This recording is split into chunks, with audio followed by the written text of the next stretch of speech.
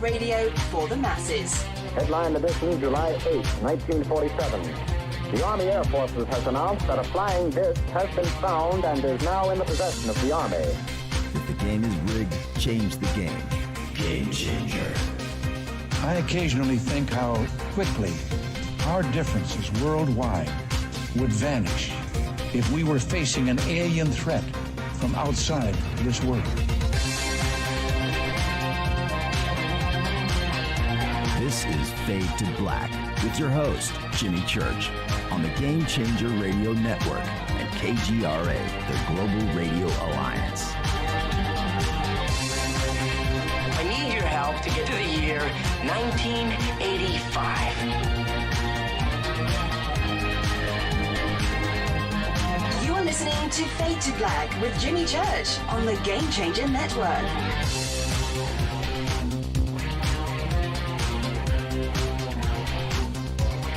Good evening. Yeah, man. Fade to Black. Bespoke radio for the masses. Yeah. How you doing? Today's Wednesday, September 23rd, 2020. Let's do this, man.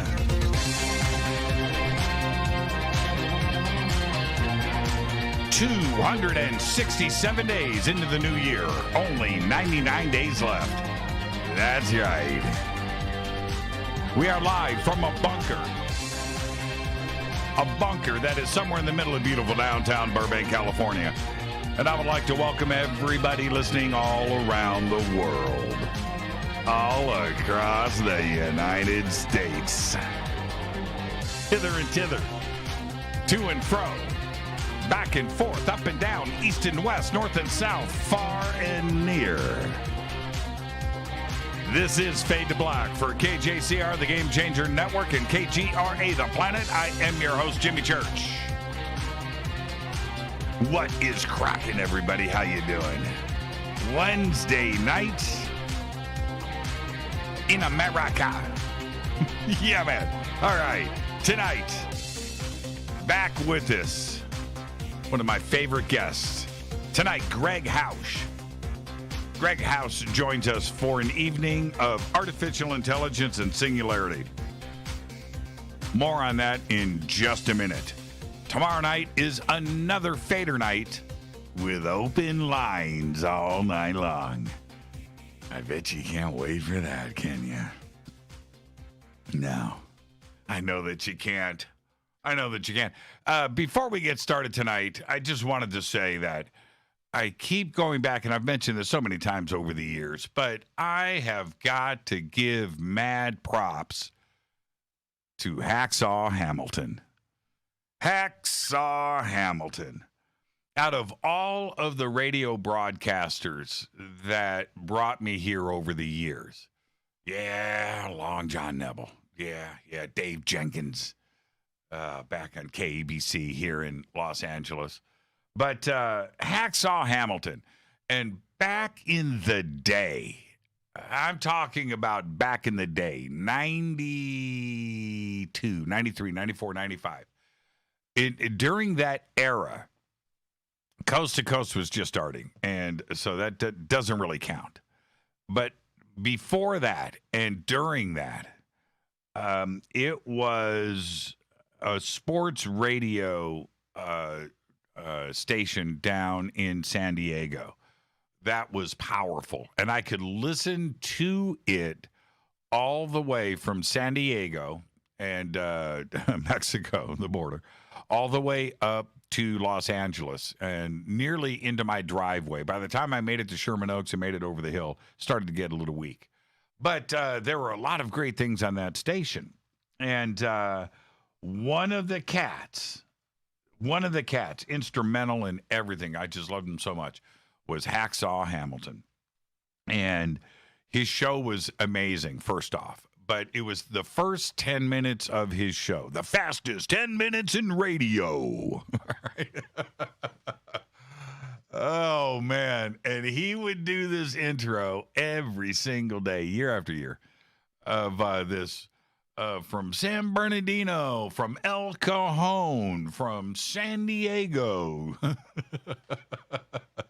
And he would do this thing, and it always stuck with me. It just always stuck with me, and that's where that whole north and south, far and near comes from, and that is, well, the hither and thither is fear of a black hat, but that whole thing is in the spirit of Hacksaw Hamilton. I just had to do it. I had to. Somebody pop me up a picture of Hacksaw Hamilton here in Los Angeles. When the Chargers scored a touchdown during a Super Bowl, I think, or maybe it was the playoffs.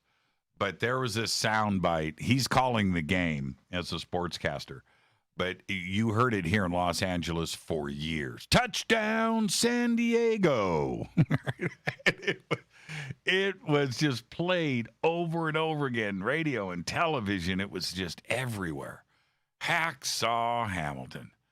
And I think he was voice of the Raiders for a while. He left San Diego, went up to Oakland. Might have followed them to Los Angeles for a minute, I think, or it's confusing to me now. But I'm wondering if he's still doing the Raiders.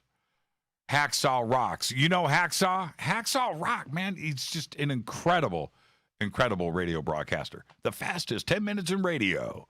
Hacksaw's headlines. And he would bust it out, man. He would bust it out. I couldn't wait for Hacksaw Hamilton every single day. Set my clock to it. There's Hacksaw. Thank you so much. That guy right there is legend. That guy right there. He is legend. All right. Where am I at? I'm in a great mood. Gregg Housh is here tonight, and he puts me in a great mood. He is so smart. Before we get to Gregg and everything else tonight, I'll say this. I remember Gregg and I were on our way to a film shoot, and we were shooting like on the Hudson River in Manhattan under a bridge. We were on our way. I think we were in a cab. I don't think we were in a crew car or anything like that. I can't remember. But anyway, we're in the back seat. And we were talking about artificial intelligence and a little bit about hacking, but more about the Matrix and how the Matrix was presented, and of course the possibility of living in the Matrix, but artificial intelligence and the creator of worlds and the singularity. And it was a deep conversation, and it was great. But Gregg is a student of the game, and it was everything I was firing off at him. He had a way of explaining this and answering. He just knows so much. He's such a wealth of knowledge, and his knowledge extends so far beyond computers. It is culture. It's the United States. It's politics and religion and our future. And he's got he knows history. He's got a really solid foundation on where he thinks the world is headed and why, and us as a country too as well, and the world. He is a fantastic guest, and the one thing though where Gregg excels, I don't think we've ever done the show, and that is artificial intelligence and singularity. So stand by. Gregg's going to be with us at the bottom of the hour. All right. As you can see, I still have all the crystal skulls here in the studio. I haven't bothered to remove them. And if you would like your own crystal skull, like Jose, look at Jose. You can go and get one right now. Visit EinsteinTheCrystalSkull.com. Carolyn Ford, EinsteinTheCrystalSkull.com. The links are over at JimmyChurchRadio.com. The promo code you need to use is Jimmy, and that will get you 10% off of your Crystal Skull order right now. So head over. You know you want one. You know you do. All right? Go visit Carolyn Ford. Follow me on Twitter at JChurchRadio. Gregg and I were talking earlier about Twitter. He had the number one trending tweet today on Twitter. Yeah. Imagine busting that. That's Gregg Housh. That's our guest today. That's pretty cool. That's pretty cool. That's something. That's a feather in your cap. But you can follow me on Twitter at JChurchRadio. You can also follow Gregg Housh at Gregg Housh. And he's got a pretty good following on Twitter. I think, is he verified? I haven't checked in a while. I haven't checked. All right. Follow me on Twitter at JChurchRadio. Hashtag F2B is the sandbox. Hashtag F2BQ is fade to black questions. All right. Let's get to the breaking news. Crazy breaking news today, including it's Hacksaw Hamilton, right? The fastest 10 minutes in radio. Now it's time for Church's Headlines. Jimmy's Headlines. I need a nickname like Hacksaw Hamilton, Chainsaw Church. All right, Nick Frost and Simon Pegg are reuniting for the supernatural comedy series Truth Seekers. I'm not making this up. This is a supernatural comedy series about a team of part-time paranormal investigators who team up to uncover and film ghost sightings across the United Kingdom, sharing their adventures on their online channel. Yeah, this is news. I've never even heard of doing something like this before. Just kidding. While Amazon has not yet announced a release date for Truth Seekers, check this out. All 8 episodes of the supernatural comedy series are confirmed to premiere sometime like now, because the announcement is in the fall of 2020. Well, I'll keep you posted. What does that mean? Fall of 2020. We're at the end of September. How fall do you have to get? Is October officially fall? What is September? Isn't this late fall? I mean, next up is winter, right?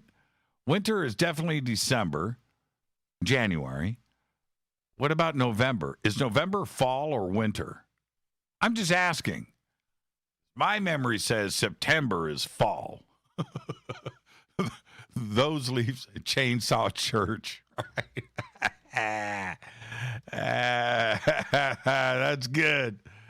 That's good. Caffeine Church. I like that, Julie. I like that. Caffeine Church. I'll leave it up to you. You can't. I'm sure Hacksaw didn't give himself that nickname. Somebody gave him that for some reason. So there you go. All right. Where am I at? Okay. I've got so much space junk and asteroid news tonight. It's absolutely incredible. A small near-Earth asteroid will fly by us tomorrow, Thursday, September 24th, at a distance of just, now listen to me, 13,000 miles.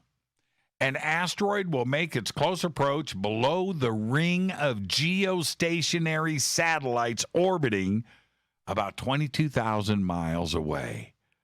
Holy crap, right?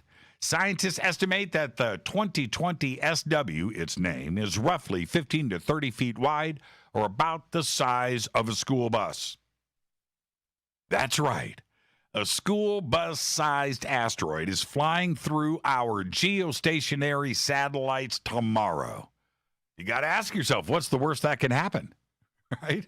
And for the record, just so you know, asteroid 2020 SW was only discovered, wait for it, 5 days ago on September 18th.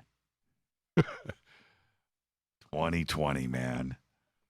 2020. That's all I got to say. Now, space junk and the International Space Station are in the news because the International Space Station, or the ISS, just dodged a fast-moving hunk of orbiting junk. Controllers maneuvered the station away from a potential collision with a piece of debris yesterday on September 22nd at 5:19 p.m. And you didn't know about it. They did so by firing the thrusters on a Russian Progress cargo spacecraft that was docked to the orbiting lab's Zvezda service module. Now, listen to me for a second. They didn't use the thrusters on the ISS. They had to fire up the engines on the Progress cargo spacecraft. That is right out of the movies. And while all of this was happening, if that isn't enough, the three astronauts aboard the station, Chris Cassidy, Anatoly Invashin, and Ivan Wagner, sheltered in the station's Russian segment during the maneuver to be closer to their Soyuz spacecraft in case they had to escape. Holy crap. And none of this was known yesterday. No. It was all announced by NASA today. Now I've got more space junk news. Here we go. A new mini-moon is about to join Earth's orbit. However, rather than some asteroid that will orbit around the Earth, it may actually just be some old space junk that has made its way back to our planet. It turns out that asteroid 2020 SO is an old booster rocket from the 1960s, from the launch of Surveyor 2 on September 20th, 1966. Now I've got to give you the details because I have your attention. That mission was designed to have a soft landing on the moon, but a failure led to the spacecraft crashing. The Centaur rocket that was used passed by the moon and continued and went into orbit near the sun and was not seen again until now.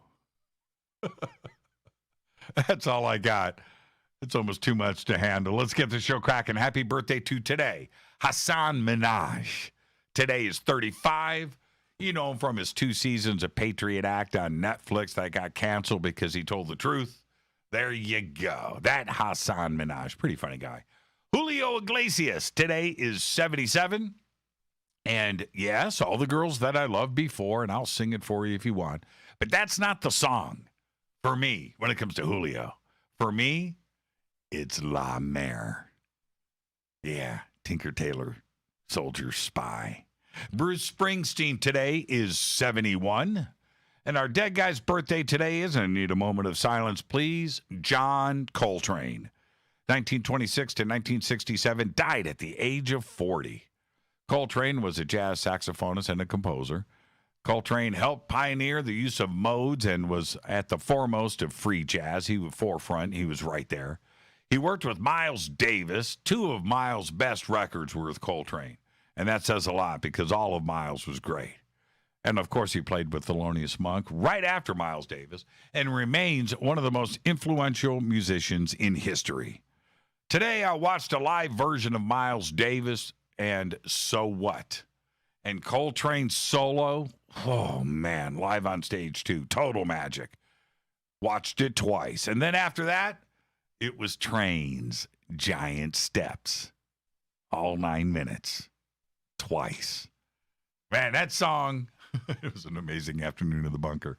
Giant Steps, you want to know what chords are and how to write a melody with chords? Listen to Giant Steps.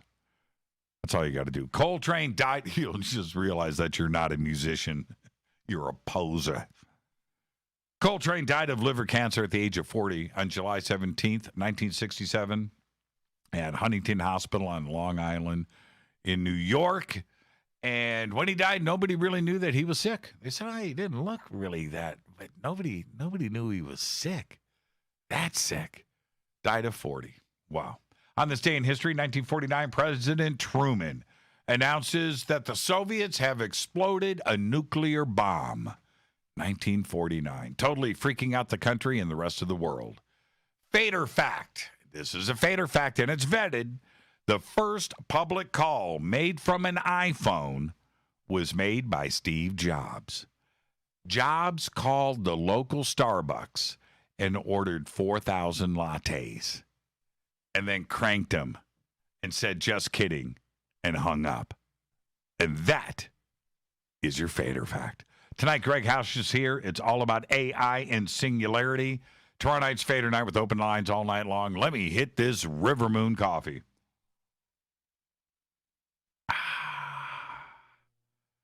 Yeah.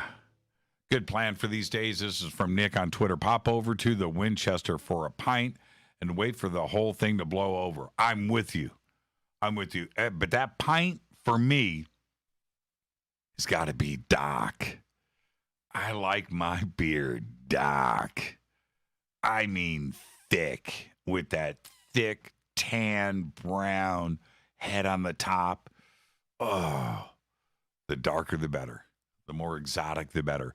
And if I'm in the mood, I'll take a chilled shot of vodka right in the top. Just right in. Yeah, man. All right. I have learned so much over the last 7 years that climbing. Let me hit this River Moon coffee. Oh, man. RiverMoonCoffee.com. Part 2. I have learned so much over the last 7 years that coming up for a subject to rant about is as easy as just picking out a subject and running with it. There is another reason why it's so easy. Typing. Out of all the classes that I took in high school, the one that turned out to be the most important was typing. That's right. You see, I took 2 semesters of typing at Balboa High School in Panama with Mrs. Piper. And she was cool, too. She's probably, I was 15, 14, and she was like 65. And she was good. She literally walked around with a yardstick. She was the best, man. Now, I could have stopped at 1 semester, but I really enjoyed the class, and I decided that a second semester and that class of legal typing was the way to go. And I'm so glad that I did it. Today I totally rip at typing. There is nobody faster. Doesn't exist. And especially when I choose to show off. Anyway. I've also had the last 7 years of writing for this show each and every day to further advance my already meteoric talent. It's true, though. So when I've chosen a subject, the words just fly. I'm able to connect my brain to fingers and flow at the speed of mind. It's very cool. That's right. Which brings me to tonight's show and its subject. All right? Artificial intelligence and the singularity. Over the last couple of months, while doing research for the H Factor, I stumbled upon a bunch of AI-created media. Stuff that was designed to fool you. So good that you naturally assume that it's generated by humans. I read some stuff, I looked at artwork, and I even listened to some music. Honestly, if you didn't know, you wouldn't know. And here's the deal. The writing was really good. Too good, actually. But great writers that are human, depending on their style, by the way, of course, can write too perfect as well. This much is true, and I get that. So you can't question what I'm about to say. Then you have others, like, say, Stephen King. Great writer? Not really. No. He's actually very simple in his approach. It's his creativity that sets him apart from everyone else. AI is getting very good at this as well, where you have stuff that is very correct in its grammar, but it's simple. Sometimes it's off the wall, and it's different with a healthy dose of creativity thrown in. Now, here's the deal. On the surface, this all sounds great. It's very cool technology. And indeed, it's the future. AI can learn the writing styles of every single author that has ever published a book virtually overnight. Every single one in the history of everything. Imagine how long that would take one person to do. You would measure that time in centuries. Lots of them. And with the internet, It would be done in a matter of hours with one computer and an Ethernet connection. But here's the crazy part. But the day has officially arrived when you can tell a computer to write a supernatural thriller about ghosts, a car, a goat, and 3 people lost at sea who land on a deserted island only to be rescued by Yemen pilots and taken to Dracula's castle. That's all you got to do. Plug it in. Written in the style of Stephen King. Or William Shakespeare. Doesn't matter. It will be done in minutes. It'll be perfect. There'll be no editing, straight to print. And you'll never know the difference. Except the Yemeni pirates part. They weren't around in William's time. And I get that, but you get my drift. And you'll never know the difference. You will never know. Now, sure, the question of fake books rises to the surface. But what about Stephen King? He don't even have to write anymore. All he's got to do is punch in a few keywords, hit the go button, straight to print. No editing. Book will write itself in 10 minutes. Just like this rant. It wrote itself as fast as I could think it, thanks to Mrs. Piper and her typing 101 and 102 classes I took back in 1978. Seriously. I'm your host, Jimmy Church. This is Fade to Black. Tonight, Gregg Housh is here. It's a full night of artificial intelligence and the Singularity. It's going to be a great show. Stay right there. We are on the Game Changer Network and KGRA The Planet. You can follow me on Twitter at JChurchRadio. You can follow Gregg Housh at Gregg Housh. That's Greg with 2 G's. He's verified. He's got that little blue check mark. You'll find Greg. I'll be right back after this short break. Stay with us.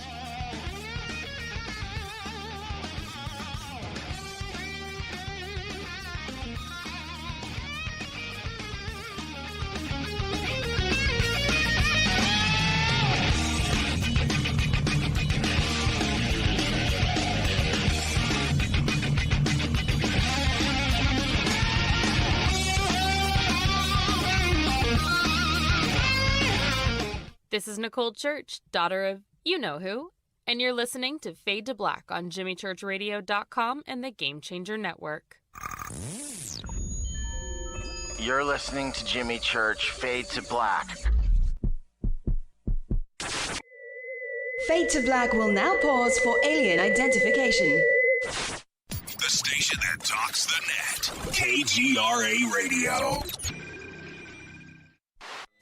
Introducing the Game Changer blend from Rivermoon Coffee that delivers a customized blend made specifically for the Fadernauts. If the game is rigged, change the game. It's a bolder cup with some bite. Game Changer is the coffee of choice for those that prefer an organic dark roast that is slightly lighter and milder, but it's still dark. With wild notes of pecans and chocolate with a rich, balanced, full-bodied cup that is roasted to perfection for a great coffee to start your day, as an after-dinner coffee or anywhere in between. Artisan, small batch roasted to perfection. USDA certified organic, all Rivermoon coffee is freshly roasted and packaged in the USA.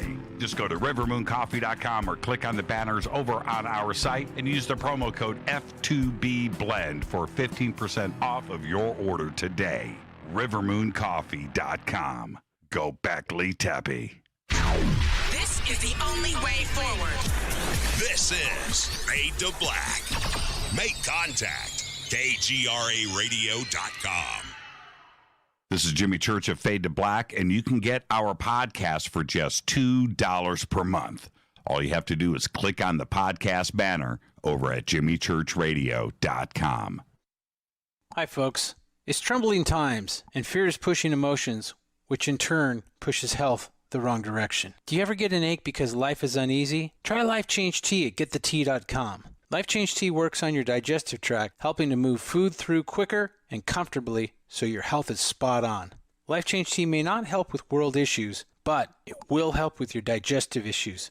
A glass a day helps keep the intruders away. So, change your life today. Log on to getthet.com. That's getthet.com. If your health game is off, get on by ordering Life Change Tea. Getthet.com. And while you're on our site, look around at the great non-GMO organic supplements. And if you're a sales shopper, go to our specials page and see what's for you. I've been drinking the tea for 12 years, and I'm sure glad for its health benefits. Again, that's getthet.com. Getthet.com. The tea that makes you go. 9 out of 10 geneticists agree. Fade to Black is not your father's radio show on the Game Changer Radio Network and KGRA, The Planet. Hi, this is Rob Reiner from Anvil, and you're listening to JimmyChurchRadio.com. What's up? I'm Chris. What up? This is Kyle Massey, and you're listening to Jimmy Church Radio.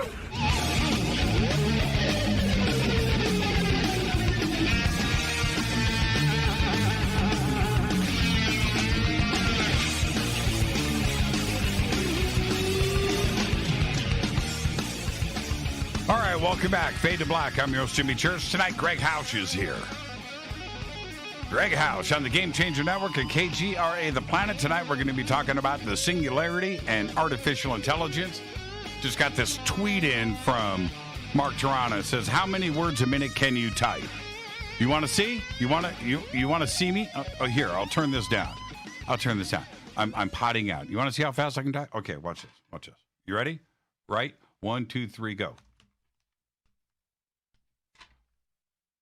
Tweet. How long was that? 3 seconds? Did it post? Okay, there you go. What do you think of that? Greg, you want me to read this lengthy bio? Tonight, our guest is Gregg Housh. Greg spent much of his early teens in the clink. How's that? You want me to? I did. I did have some fun in jail there. Solitary confinement. 15 years in solitary? No, I'm kidding. No. I'm kidding. 27 days.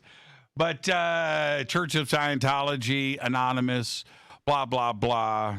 Today, former hacker, now supreme activist looking out for all mankind. How's that? That's your new bio. I just typed it for you. The last couple of bios I've had, other people typed up too, so there you go. No, I like that. Activist so for much all easier mankind. when other people do it. Yeah. How you doing, man? I'm all right. Having a day like everyone else, wondering about a lot of things. Yeah, I know. It's a crazy time, man. And this is, you know what? And this is why tonight's show is going to be so fantastic. We don't have to talk about any of that crap. Don't have nice way to decompress with the future of humanity and the balance. You've got to do it sometimes, And before we get into AI, I don't want to spend any time today talking about what's going on in the country or coronavirus or economics or racism or police brutality. I don't want to. I'm not going to. We're just not going to do it. We spent enough time with that frustrated. But I'm going to say this. Today, you had the most trending tweet in Twitter. That's a pretty big deal, man. All it really does is it brings a lot of really strange people into your mentions. Today with the Twitter world, getting to trend is that's a really big deal because a lot of things are trending, and you know what I'm saying. That's pretty cool, man. And tomorrow it'll be somebody else, but today you can kind of kick back and go, "Wow, man, that was smoking." I wish it was for something positive. Yeah, I know. Well, one day it will be. Well, it will be, and for sure. And that's another thing. And considering what we're going to be talking about tonight, which is artificial intelligence and what is going on out there in the world with technology, is that AI and machine learning are driving negativity. and negativity and fear and divisiveness is what trends, and that's what gets clicks, right? You could have the most amazing story about you could post on Twitter the first ever photograph of a unicorn in New Zealand, and you wouldn't trend. You wouldn't trend. You would not trend.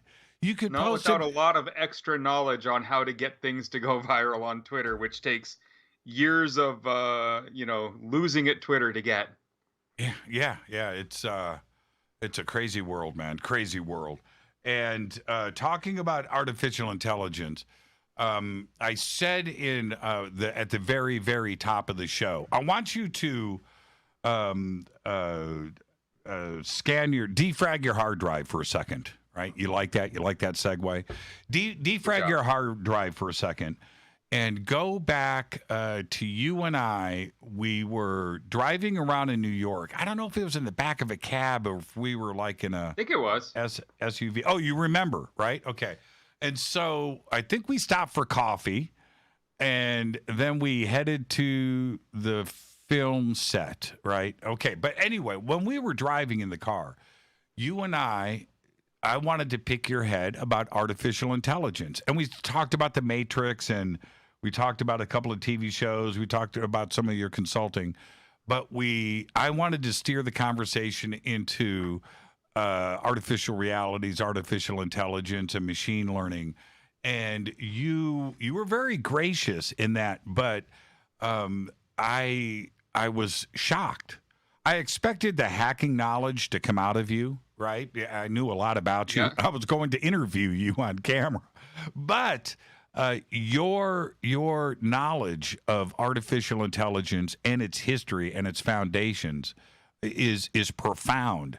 Is that something that you were always into growing up and following the trends and the curves? Yeah, I've been really interested in the subject for a while. You know, some of my knowledge that, to others might seem like, some miracle that I have on a wide amount of subjects is due to other massive problems in my life. So, like, it's a balance that I seem to have because a lot of listeners here might not know, but I have a serious psychological problem that keeps me from being able to sleep easily without a lot of sound around me. So, don't share a hotel room with me. But I listen to audiobooks every single night of my life, and I'll get hours of them in before I actually fall asleep. So it's been since I was, in my young age, and we were getting them from the library, and I was re-listening to multiple, like 2 or 3 of them, like 10 times a month to get through them. But I've listened to thousands and thousands of books on every subject you can imagine, just to be able to sleep normal, or as normal as I can get. Right. And so that has helped a lot. It's a hindrance, but it's also helped a lot. I do the same thing. I fell into that naturally. I don't have a choice. Well, yeah, my mind is always moving and trying to fall asleep. My brain is active. I can't disengage. And the only way to disengage for me, get an audiobook going. Get an audiobook going so I can turn my brain off and think about something else. But that's it. But I focused a lot on things like AI. Ray Kurzweil has always been kind of someone I've looked at. I've read everything he's written, basically, and a bunch of other people. I mean, the study of this stuff, and even kind of the understanding of where we're heading. It goes all the way back to the late '60s, early '70s. So you can find papers on where we might end up and what estimates were of when we might get there, going back to like MIT in the 70s. It's crazy. Yeah, that's right.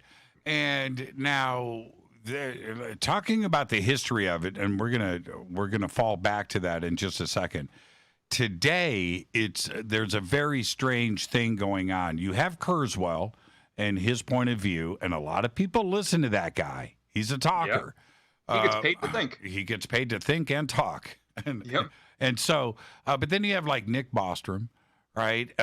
You have Sam Harris and others that have these different points of view, but I think a large chunk of it is fear-based, and it's as it should be. I mean, we should definitely have warnings about it so we know where we're going. And then you had the other side, which is the coders and the programmers and the corporations that'll say, nothing to see here. We got 100 years before we're even close to even having an issue. There's people that think we're 10 years away, and there's people that think we're a century away. Right. And so what do we do with that as pop culture listens right now? This is something that is talked about more and more in the mainstream. You want to see something with 1 million views, go find a Sam Harris video on artificial intelligence, right? Well, I mean, the kind of fear-based looking at this does actually go back too early in the history. One of kind of the most thrown around quotes is if we're lucky, they might decide to keep us as pets, when referring to AI and the robots that build up around AI. And that was who's that? It was Marvin Minsky, the MIT laureate there. He said that, and a lot of other people have heard kind of the additional or the newer version of that, because Kurzweil actually put it in a couple of his books, and it was by a futurist, much like Kurzweil is, Paul Sappho. And he's got a lot of really cool writings on the subject. But the thing that he said was, if we're lucky, they will treat us as pets. And if we're very unlucky, they will treat us as food. And, I think he was kind of watching a little too much Matrix when he said that. But, I still don't think, they're far off from possibilities. There's a lot you can do to prevent that possibility, though. Well, and that kind of fear, right, the jolting fear to kind of shake you to your senses is needed. A softer warning won't get the attention. Sure. I mean, humans work that way. But, you have to kind of look at this. And you kind of mentioned it as two kind of sides. But there's, I think, kind of three sides. There's the super fearful. There's the gung-ho right ahead.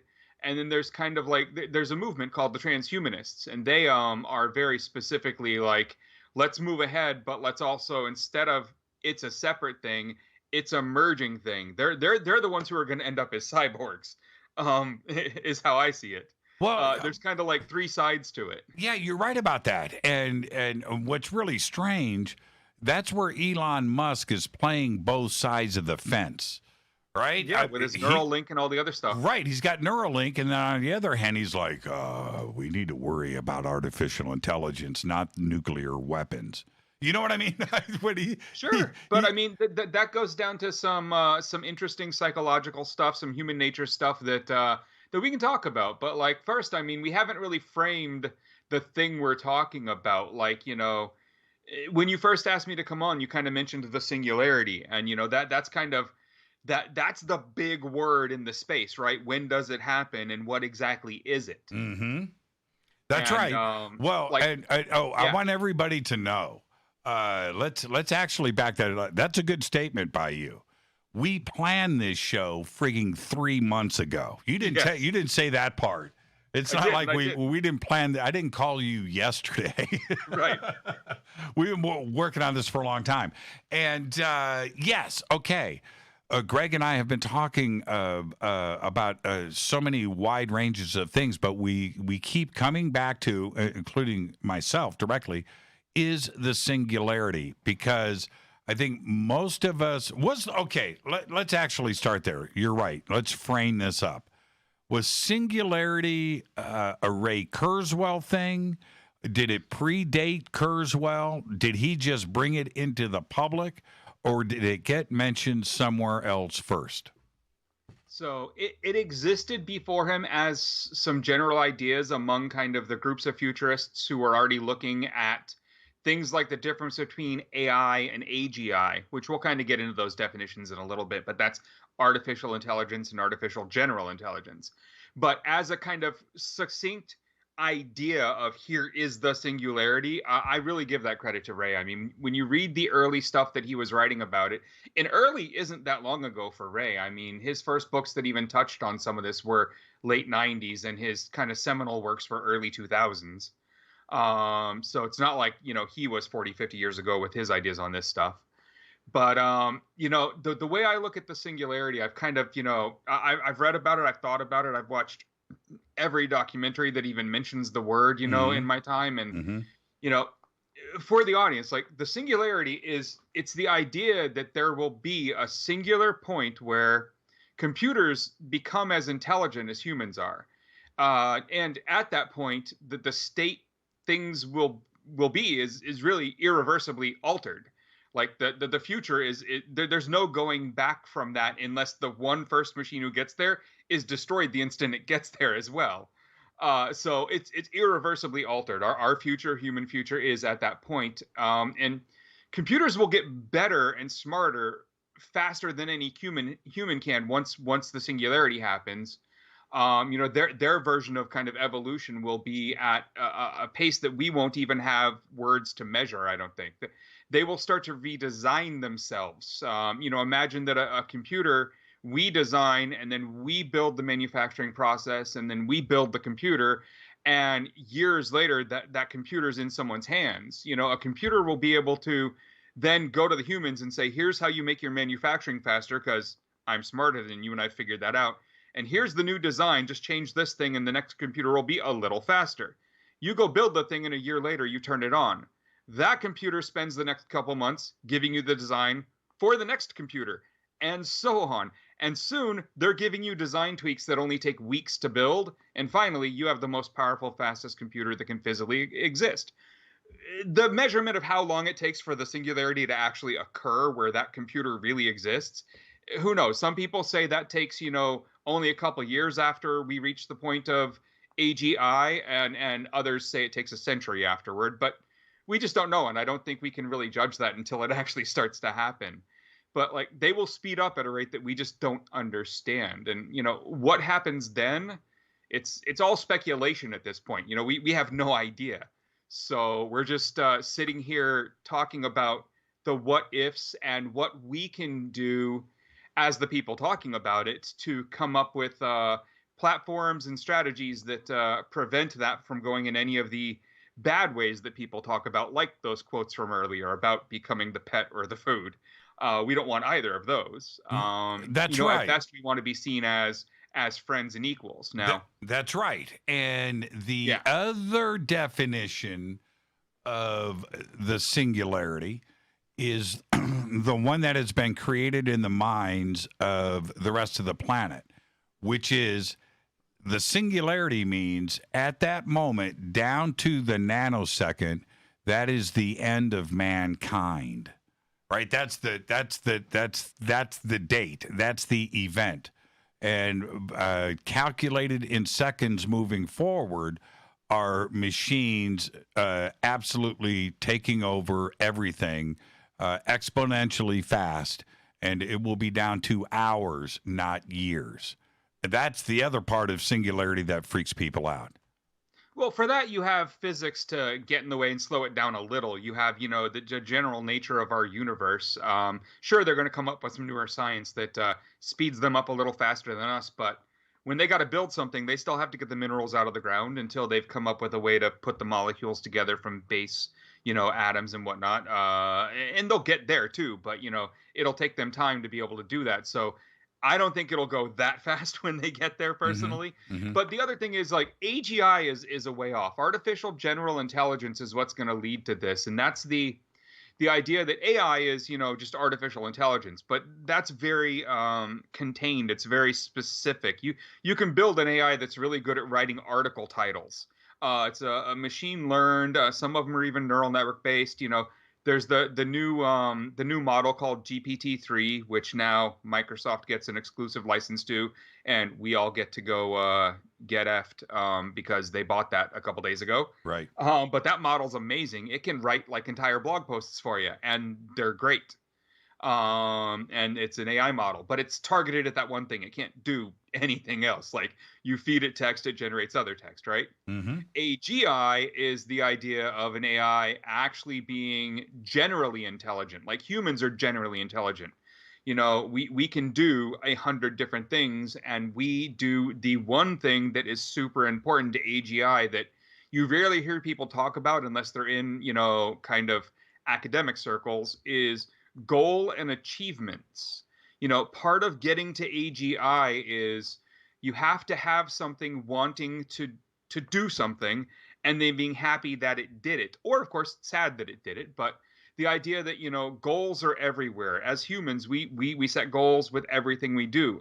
If I need to go use the restroom during one of our breaks here, my first goal is standing up from the chair. When I'm stood up, goal achieved. Now, the machine has to get to a point where it starts setting goals, as simple as that, all the way up to the point where it chooses to set its own goal of how far away is the moon? And then it learns it, and then goal achieved. Or how does the sun work? But it has to get to a point where it is setting those goals for itself. And that's a very strange actual obstacle to overcome, where it's not just being fed lists or being trained on models of human data, but it actually starts to build its own goals and do its own work towards those goals, and to have them make any sense. Well, and that is such an excellent point. And there's two things to consider off of that. It's when you achieve the goal, humans immediately think of a new goal, right? Right? It's our nature. It's our nature. You complete something. What am I going to do next? Well, that's the other part of AGI that has to be achieved, because that is a human instinctual thing that is unique to our consciousness. But there is another thing when it comes to AGI that I find nearly insurmountable, and that is our decisions, your decisions, Greg, that you make. The majority of them are of your history and something emotional that you did. Why would you buy a blue car? Why would that decision happen? Why is blue my favorite color? Did my mom own the blue car that I'm remembering? All kinds of reasons. Yeah, even more so than that, right? You had a friend that had a blue Schwinn bicycle, right? And you were able to touch it. Or whatever. You know, these things are emotionally driven, that those references and that history isn't there naturally. It can be programmed in those memories into a computer, but to experience them and have the emotional reasons why they are important to you. That's then you're getting into the next really big part of an AGI and an actual, the difference between, you know, just artificial intelligence and something that's almost sentient, right? Right. And that's consciousness. And I mean, consciousness is, at this point, I'm just gonna say it, and some of the scientists out there will hate the way I word this, but it's just a word at this point that is loosely defined, and you will find 1,000 scientists who will give you a different description for it, and you will find 1,000 psychologists and psychiatrists that explain it to you differently. Consciousness is not measurable from the outside of the living being that has consciousness. It's not a thing that you can look at and say, here it is. It is mostly the way we perceive the world, and how our brain, specifically in interacting with other parts of our brain, chooses to perceive that world and then present it to those other parts of our brain. That makes up what we consider consciousness right now. And, you know, consciousness is going to be necessary to make the types of different decisions and inferences you're talking about, from, you know, memory and stuff like that, and to really have any kind of emotional strength there. And we still personally, as humans, can't properly come up with a description of consciousness that any 10 people in a room could agree on. So we're still far away from that one, which also means that maybe computers don't need it in the way that we see it. Maybe they come up with their own version of it. Right. And the fascinating thing about all of that is when you start to get, consciousness is like the biggest conversation that anybody can have these days. Whether you're a physicist, agnostic, religious, not religious, you're a creation, it doesn't matter who you get into this, and it's a conversation that most people are afraid to have, because you're getting into a very touchy zone. It's too vague, it's too amorphous, and you can't actually put your finger on it. You can't measure it. Yeah, you can't measure it. Therefore, and also you can't say it exactly is this one thing without either lying to yourself or lying to the public. And I was listening to, I've got 2 minutes before the break, so I'm going to make this quick so I can get you to respond. And that is, I've been listening to different physicists and theoretical physicists talk about this over the last few years. And one of the views that they are trying to do so they don't freak out all of their fans, right, is that maybe consciousness is in everything at the atomic and quantum level. Just a little piece. It's there. And then our brain gets put together, 3 pounds of gray goo, and consciousness is accumulated. Therefore, there could be a certain amount of consciousness in a rock or in a tree or an inanimate object, something that isn't sentient. Hence, the computer. And that's where that conversation comes in, that there is a possibility that when you develop an AGI computer with enough thought and enough processing power and enough circuitry in it, that it will be conscious. And that is something that is baffling physicists and coders, but it may be something that they have to accept. There have been entire talks on how do you actually measure consciousness, and specifically, being that we don't know exactly how, can you prove to me that rocks don't have consciousness? Right. And the answer is no, you cannot prove that because you still can't define it in a way that anyone will agree on. Yeah, that's right. So yeah, it's a tough one, and it's a much bigger conversation to be had. But it's a hard one because people don't like being pinned into a corner where they can't honestly state a hard fact that they know is true. And with consciousness, it's really hard to state any of those. Well, you just can't. And the thing is that even when you have the most black and white, pragmatic scientist, physicist, they know that it's real. They know the words are coming out of their mouth.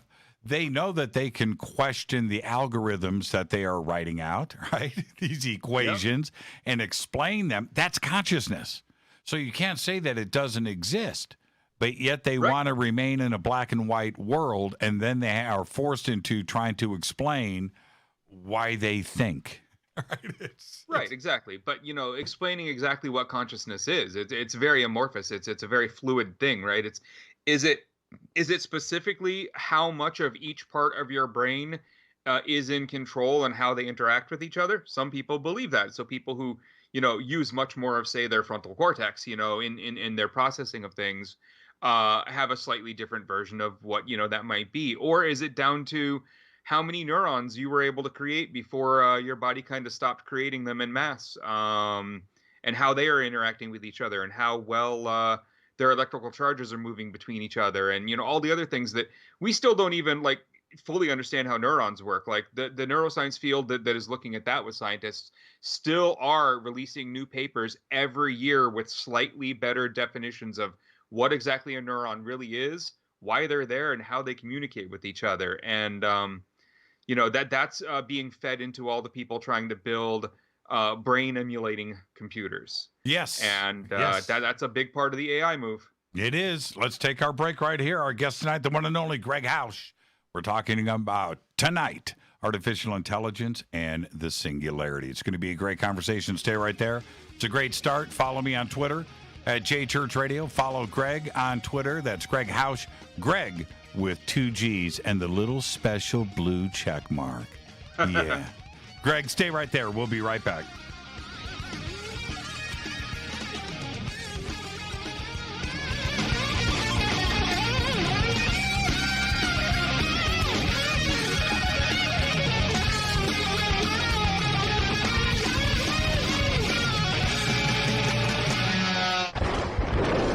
This is Fade to Black with Jimmy Church on the Game Changer Radio Network and KGRA, the Global Radio Alliance.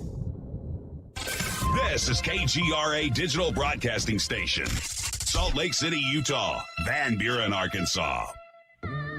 Hello, my name is Billy Carson, and I am a best-selling author and the founder of ForbiddenKnowledge.tv. Together with my team, we have built an all-new conscious streaming TV platform designed with every family member in mind. If you have ever wanted to travel the world and attend lectures and workshops from your favorite speakers but weren't able to, look no further. ForbiddenKnowledge.tv. There are dozens of workshops and lectures from speakers you know and love. We have also included amazing categories to assure that your consciousness is entertained and elevating on a daily basis. Amazing interviews, ancient history, ascension knowledge, wisdom teachings, documentaries, conspiracies, mysteries, health and fitness, conscious cooking, meditations, finance, yoga, and so much more. To start your free trial on any mobile device or computer, surf to ForbiddenKnowledge.tv. That's Forbidden Knowledge with the number 4, ForbiddenKnowledge.tv. Again, visit ForbiddenKnowledge.tv today. Listen, I know, and you know, that you've always wanted your first crystal skull. Or maybe you're a collector just like me, but you just don't know where to go to find the real thing. Then I met Carolyn Ford over at EinsteinTheCrystalSkull.com. Carolyn is the guardian of Einstein, one of the most respected ancient crystal skulls in the world. All of her unique skulls have been imprinted sitting with Einstein in his sacred lodge and are carved from the finest gemstone and materials. Imprinting is the process of receiving the ancient wisdom from the master skull or master computer. Einstein, the ancient crystal skull. To see Carolyn's current collection of crystal skulls, just visit her store at EinsteinTheCrystalSkull.com or click on the banner over on our site. Don't forget to use the promo code Jimmy at checkout to receive 10% off of your order today. That's promo code Jimmy. Finding your first or next crystal skull is easy. Just visit EinsteinTheCrystalSkull.com.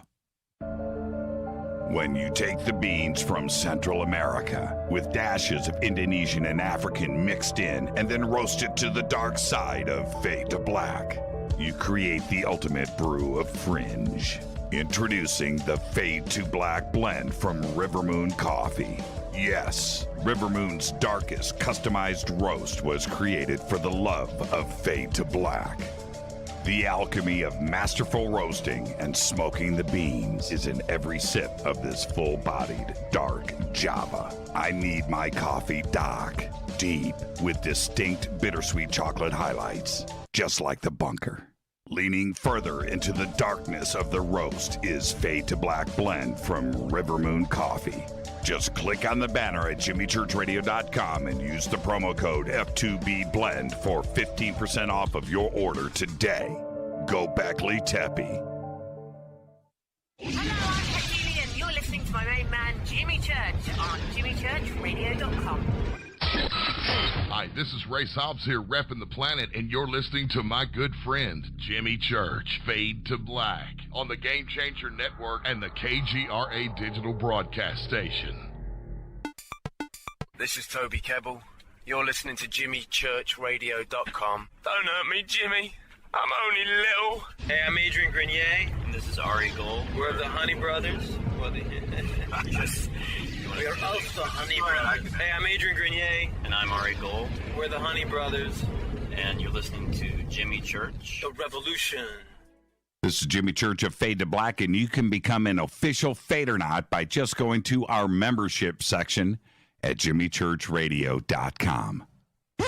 Hello, this is Serena Wright Taylor from Conscious Life Expo, and you're listening to Fade to Black with Jimmy Church, who holds the Lucky Pony record for the best astrological chart since 1963. True story. This is Micah Hanks of the Gralien Report, and you're listening to Jimmy Church on Fade to Black, across the globe on the Game Changer Radio Network and the one and only KGRA Radio, The Planet.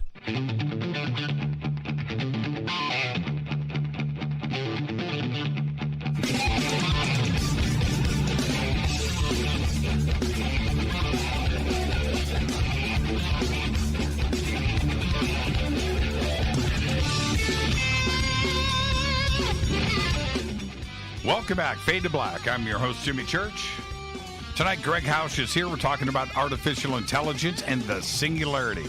Now that we've discussed Singularity and what it may or may not be, let's move on to a couple of points that we brought up earlier, Greg, if you will, and that is Nick Bostrom, and he is one of the most quoted guys out there, and Sam Harris will constantly go back and use that line from Nick Bostrom. I'm not even going to paraphrase, but it has to do with once AGI is achieved, then these computers, not one, but now you'll have a bank of them, will be thinking at the speed of light, and they will do the work of 10,000 years of thinking by 100 scientists in 24 hours, right? And it's like this thing, and it's a pretty scary statement.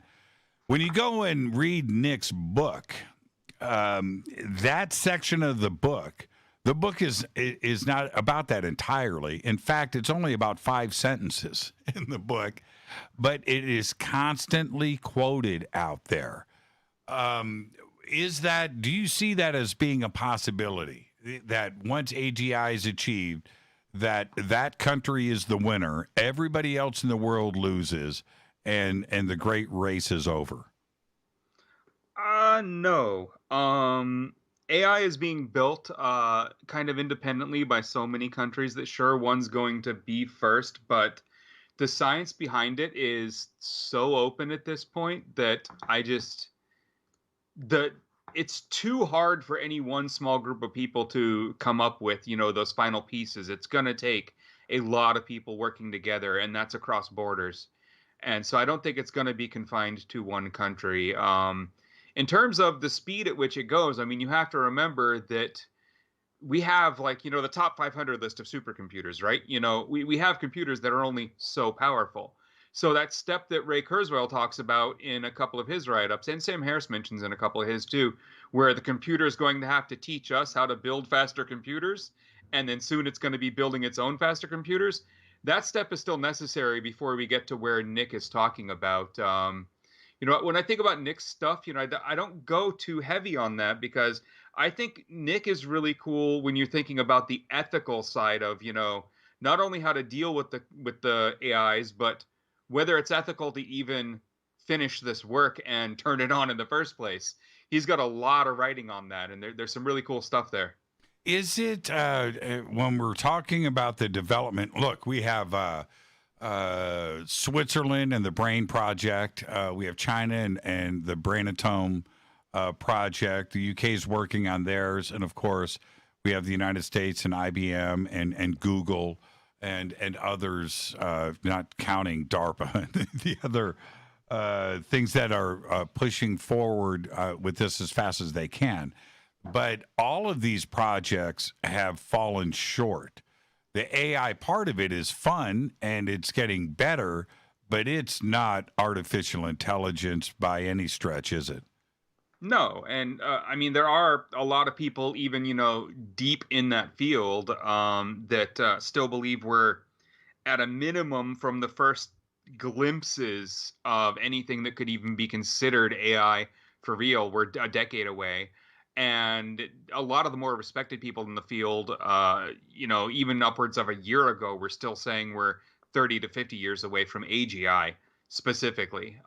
We'll have a lot of stuff that looks like AGI, but isn't honestly AGI. You can make little robots that answer questions. Siri can definitely hold a conversation better than anything could have 20 years ago, right? But it's not intelligent in any way. It is trained on models. So I'm of the mind that we're still at least 10 to 15 years away from seeing something that's truly the beginnings of real AI. The other part of this is that when we look at Europe's Brain Project specifically, there was a guarantee that AI was going to do a TED talk, right? Yeah. Right? And it was supposed to be done by 2017. And the goal of the Brain Project is to have every neuron in the human brain mapped on a computer. Now that's getting pretty heavy. And they got $1.6 billion, I think is what they got for the project. A huge bank of scientists, a nice building there in Switzerland, and they moved forward on the project. And eventually, everybody threw up their hands, going, "You know what? These are impossible goals. This just can't happen." Well, now I will say that if you read some of the kind of the people who have left the project, they've all written their own idea of a post-mortem. None of them have said it's impossible. What they've said is we need another like 10 years of speed increases and storage increases before we're anywhere near the level needed to do this. The science and the technology isn't there yet, but that's why projects like them are important. I mean, when you look at what AGI will give us if done right again, and not the scary version where we become pets or food, but the kind that decides that it wants to help us out and be our friend. If we get that version of it, then you can imagine cures for many diseases. You can imagine, better resource usage and just all kinds of optimizations around how we live. And depending on if you're a transhumanist or not, then you can also imagine tons of upgrades to the human body. But that's all up to you whether you actually want to do that to yourself, of course. So I don't know. I don't think the brain project that they're doing there is any kind of a failure. No, I think it's just the next move. Yeah, well, obviously, it's a great project. What the scientists said, and I think 800 signed the letter, right, to the EU, saying that the goals were impossible. The goals, right? Everything that was out, they were impossible to meet, and they needed to go back and revisit it. Let's get a new set of goals and keep this going. The project is still there, right? They got that beautiful building, the Rolex building. That's like, the big problem is that, the way they worded their initial goals was a little too strict. The idea of mapping the neurons. I mean, I would have loved a first version of the product to actually explain how neurons work. I mean, again, if you talk to the major scientists in the space, including ones that work there, and I've had the privilege of hearing talks by many of them, the deep understanding of exactly how a neuron works for us in groups and pairs, how the complex calculations actually happen between them when they're firing, why the electrical signals go from this one to that one and not down the other path. They still don't have all of that mapped out. So instead of saying the project's going to deliver on this grandiose, bigger idea of, say, being able to generate some kind of a talk, let's say that the first version of an output from this project is we've built enough artificial neurons and sent data into it, and we finally figured out why neurons do what they do.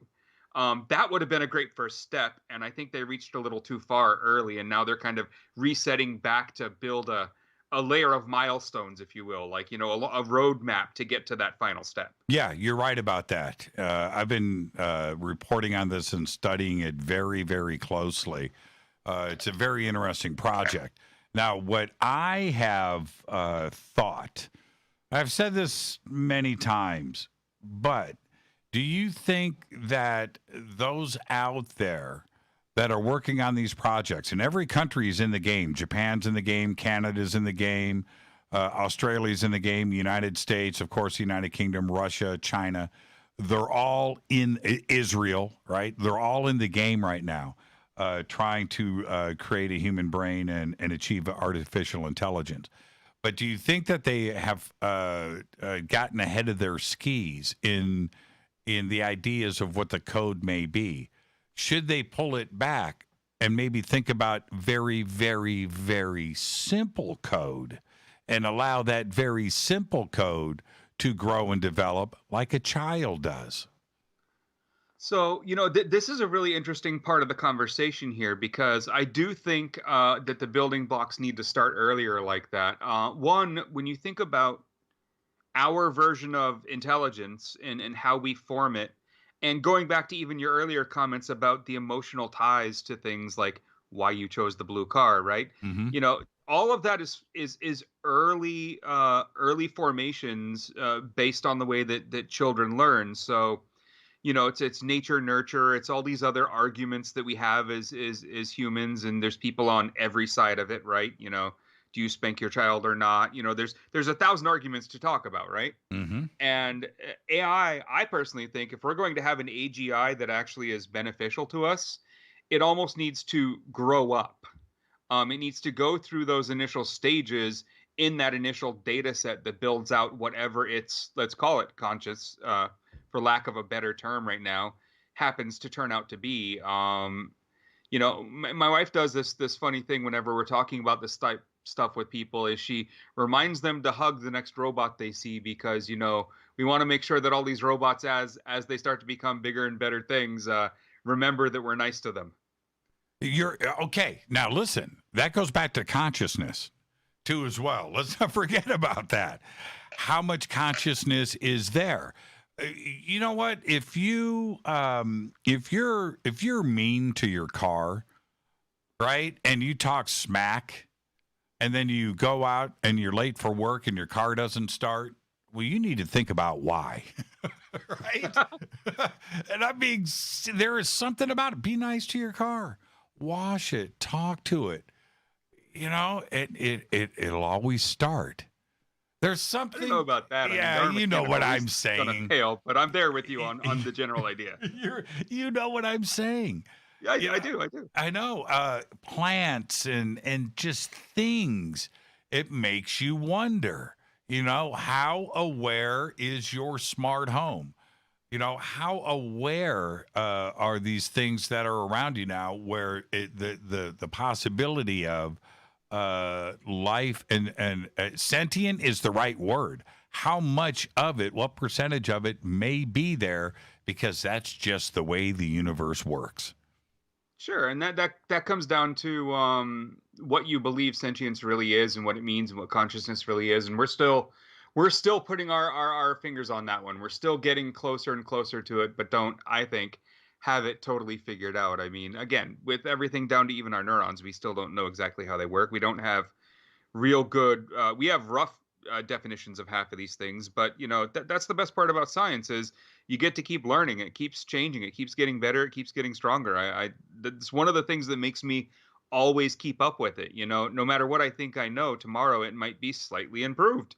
And I love that. I just love that stuff. But, we were talking about the childlike nature of how I think early AGIs should really go. And I think it's just, when you look at how a child learns at a young age, what they consume, how they consume it, and even how they integrate with the community around them, who they choose to start, associating. You always see those kids that, even if both parents are great to them, for some reason it's just a mama's boy, or it's a daddy's girl, or, any of, as you grow, all of these things start to just come out about your personality based on your interactions with the world. And if we're just going to suddenly plop an adult AGI on the world, like, if we're expecting it to actually have consciousness and anything that we would understand as consciousness and not some new thing that we're not going to recognize, then it needs to go through those types of experiences. And so I do think there's some way that, the early AI work needs to happen, where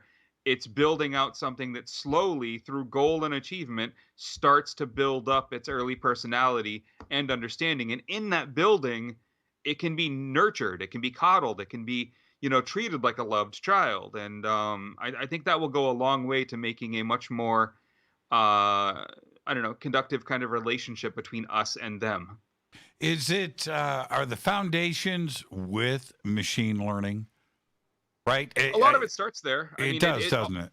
You have to have something to get the initial thing off the ground, right? So we had to have a way to model lots of data in huge functions and giant systems, and machine learning was really our first way to deal with that wasn't just relational like old school databases, right?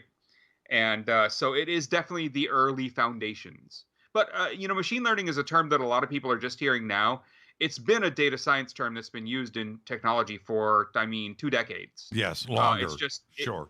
Yeah, but it's just, in terminology that I could actually access. It was in colleges and in, scientific laboratories and whatnot before that. But it's just now to a point where anyone can hop online and you can go to Google and if you want, sign up for their cloud platform and load up a machine learning instance and start playing with it, you know? Well, okay, and it makes me think about the simplicity of the Go system over in South Korea a few years ago, which is still one of the best documentaries I have seen on artificial intelligence and machine learning, where that system, you know, to beat the world's top Go player, chess is a whole nother thing. Chess is simplistic compared to Go. I think I heard a statistic. I don't know how accurate it is, but it shows you how daunting Go is, that there are more moves in Go than there are stars in the entire universe. Yeah. I mean, this is not a brag because you have to listen to all of it, but I'm actually pretty damn good at chess. I couldn't beat the weakest, lowest ranked Go player if you gave me 100 years to study. That's right.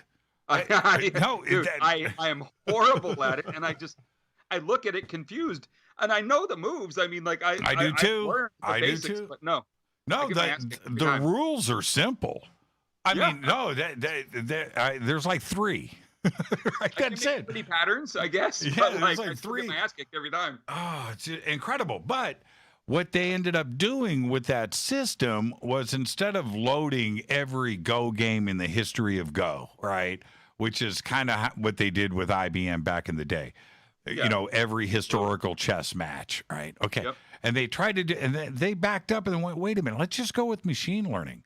Let this thing learn the player that it's playing and then play against him, right? And suddenly they went with this simple code and they ended up kicking ass and taking names. And it shocked everybody. And again, it was the opposite of this complex, huge amounts of data. Right? Let's take all the data away. Let's teach it the rules and machine learning against the other player. And that was it. That was a game over. Yeah. You know, I mean, it's just like we were talking about going back to like some more childlike behavior and learning, you know, break things down to their component pieces. And I think that's where we're going to end up. But it's also just like the major kind of scientific understanding of consciousness at this point. You know, it's broken down into smaller pieces too. They break it down into how the specific pieces of your brain that can be considered distinct from each other interact with each other. That combination and of course the chemical balance put together is what your consciousness is. Now, that's still a bunch of, I mean, you know, hooey to me. I mean, it doesn't actually mean anything, right? It's just a bunch of words, but it gives you something to start to think about what might be conscious. But to that end, you know, you think about it like a lot of small parts starting to work together create the whole. And just like with the Go thing, you know, it wasn't about learning the trillions upon trillions upon trillions of moves that were possible. It was about learning the fundamentals of the game and of the other players, which was a far easier task. I remember, I actually want to stay on this to the break. There was, in that documentary, I can't remember the player's name, but there was a move at one point that the Go made that was on the other side of the board and made no sense. Right? And everybody stopped. You know, the broadcasters are like, what's this all about? And you watched, what's his name, the world champion, just kind of wince. You remember that? He kind of jumped back and he's looking, and he's like, now what's that all about? No one had ever done that move to him before. And the move made no sense. It was like 2 turns later, he resigns. Oh yeah, he saw it coming. That was mind-blowing to me. And that was it. I think the writing was on the wall. I mean, there was other successes with the Go computer after that, but it's no longer a challenge for the Go computer. And it's the same thing with chess these days.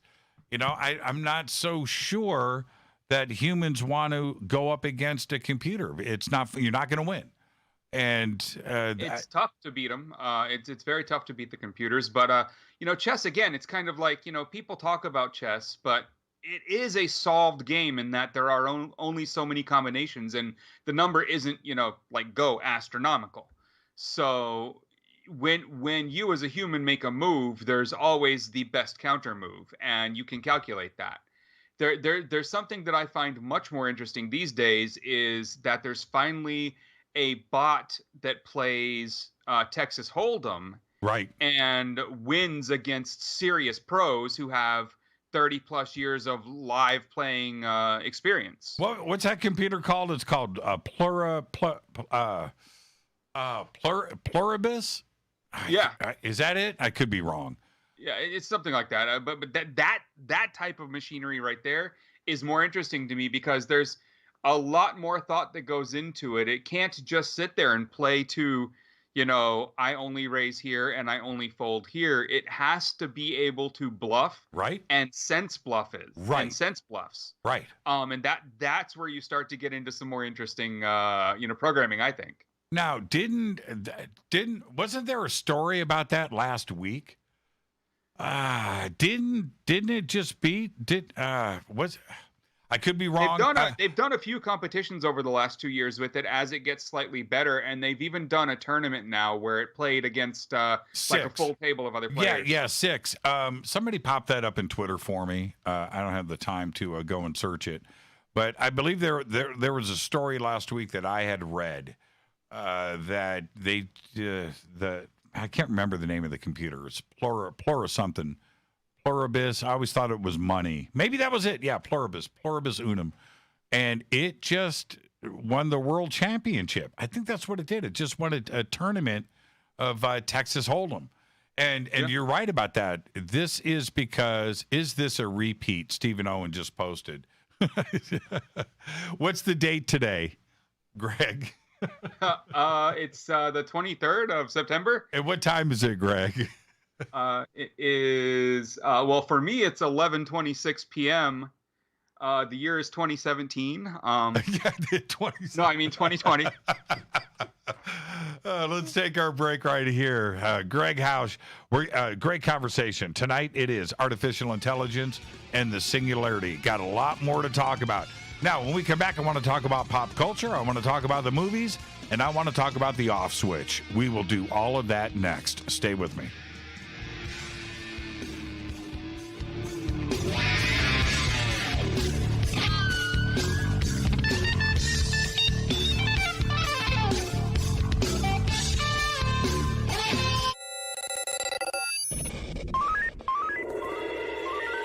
Way out here, we listen to Jimmy Church. You're listening to Fade to Black. Always on the edge of the hottest alternative talk. Jimmy Church with Fade to Black. KGRARadio.com. ¿Qué tal, mis amigos? Yo soy Mario Carson, el tiburón, y los invito para que escuchen a mi buen amigo Jimmy Church Radio. ¡Claro que sí! Do you want to be an official Fadernaut? Of course you do. This is Jimmy Church of Fade to Black. Just go to our membership section at jimmychurchradio.com. So, you love talk radio? Then you'll love TalkStreamLive.com. TalkStream Live is always on, 24/7, with the best streaming talk shows. Find your favorite talkers and discover some new ones. It's free, readily available online or on mobile with any smartphone or tablet. Finding your favorite talk shows all in one place has gotten a whole lot easier. Just go to TalkStreamLive.com. Be sure to download the free apps from Google Play or the iTunes App Store. You listen to us, and we listen to you. And so does the CIA. KGRARadio.com. Telepath is a weekly digital newsletter filled with the latest paranormal news, trending topics, and fresh articles from some of the most popular critical thinkers in the community today. Stay informed on your favorite paranormal podcasts and live streaming talk shows. Interact with the Telepath and upload your paranormal story or pics. It could be featured in an upcoming edition. Sign up right now for the free Telepath newsletter at paranormal.radio. That's paranormal.radio. Including the network you're listening to right now, the Paranormal Radio app, free in Google Play and the iOS App Store. You are listening to Fade to Black with Jimmy Church on the Game Changer Network. Hi, I'm Reese Evans. You're listening to Jimmy Church. This is Revolution. The revolution will not be televised. The revolution is on radio. Ciao.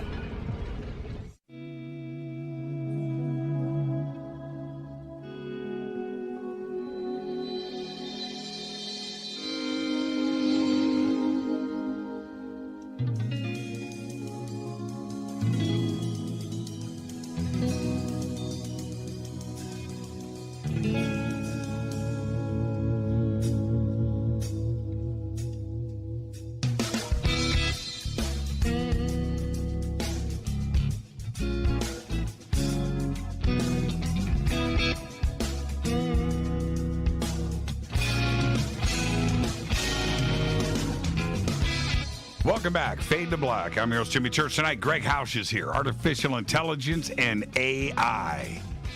Tomorrow night is Fader night with open lines all night long. And, hey, I just had, you know what, Greg? One of these nights, my friend, you need to come in and man the phones with me and take phone calls all night. Like all night? Yeah, man. Oh, you have no idea.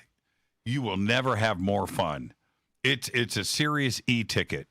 It would be more fun than getting loose in a Google server room with a thumb drive. Not something I've ever done, I swear. Did I just say that? And you're thinking to yourself, there is nothing more fun than that, Church. No way. It's impossible. But yeah, coming in... The phones is just amazing, and it's my favorite night of the week. Besides tonight is my favorite night of the week. But wow. Okay, now let's talk about a couple of things. One is, and I've explored this idea from every angle, and I've talked to some of the brightest minds out there on the subject, and I get a variety of answers that have caused me to rethink my logic with it. But that is the off switch, right? Neil deGrasse Tyson says, oh, come on, man. I just unplugged the computer. You know, that's it. Problem solved. There are others that will say the opposite, that the computer will know that you're going to try to unplug it, and they've got a workaround. It's not that simple. Where do we go with this? And you know what? This is probably one of the most debated subjects in AI, by the way. Where do you stand? I mean, this again comes down to before you flip that on switch, what do you believe is going to happen? Due to all of your testing beforehand, due to all of the knowledge that went into building this, years of study and the slow steps it took to get there. If you honestly think that you don't know, then of course you've got to be really cautious. If you think you know and it's bad, then don't flip the switch. If you think you know and it's good, then I don't know, flip the switch. I'm kind of all for just going out there and doing a thing. But if you're uneasy about it, there are actually a bunch of really cool stories written, like fictional works about how we handle that moment. And some of my favorites, they talk about how do you get a computer system built in a way where you can feed it enough information that it can grow as an AGI and feel fulfilled and feel like it's interacting with the world, while at the same time having no opportunity to connect to the actual outside world or any human that isn't a controlled human, a controlled part of this work. And, they talk about, of course, building the system inside of a Faraday cage, making sure that none of the computing technology in any way has the ability to create signals. So, there's no modems, there's no there's no Bluetooth, there's no even like speakers, because speakers can be used to make sound waves, and we found that you can exfiltrate information that way due to some interesting viruses that various government actors have placed on other government employees' computers. But, so you've got to build a really controlled environment to start doing things. But then you've also got to be able to feed it enough information and enough stimuli that it feels like it's got that community in that world and that information to build on top of, that it doesn't, I guess, grow angry. Like, what happens to a human who's cut off from most of the world and doesn't feel like it's getting what it needs, So yeah, I mean, it's a tough problem, but I think it can be built out and tested for a while. And once trusted, allowed more and more access. Okay. So the AI, you have built the off switch. You're secure, you and your team, in knowing that once you flip this on, you can turn it off if things go crazy.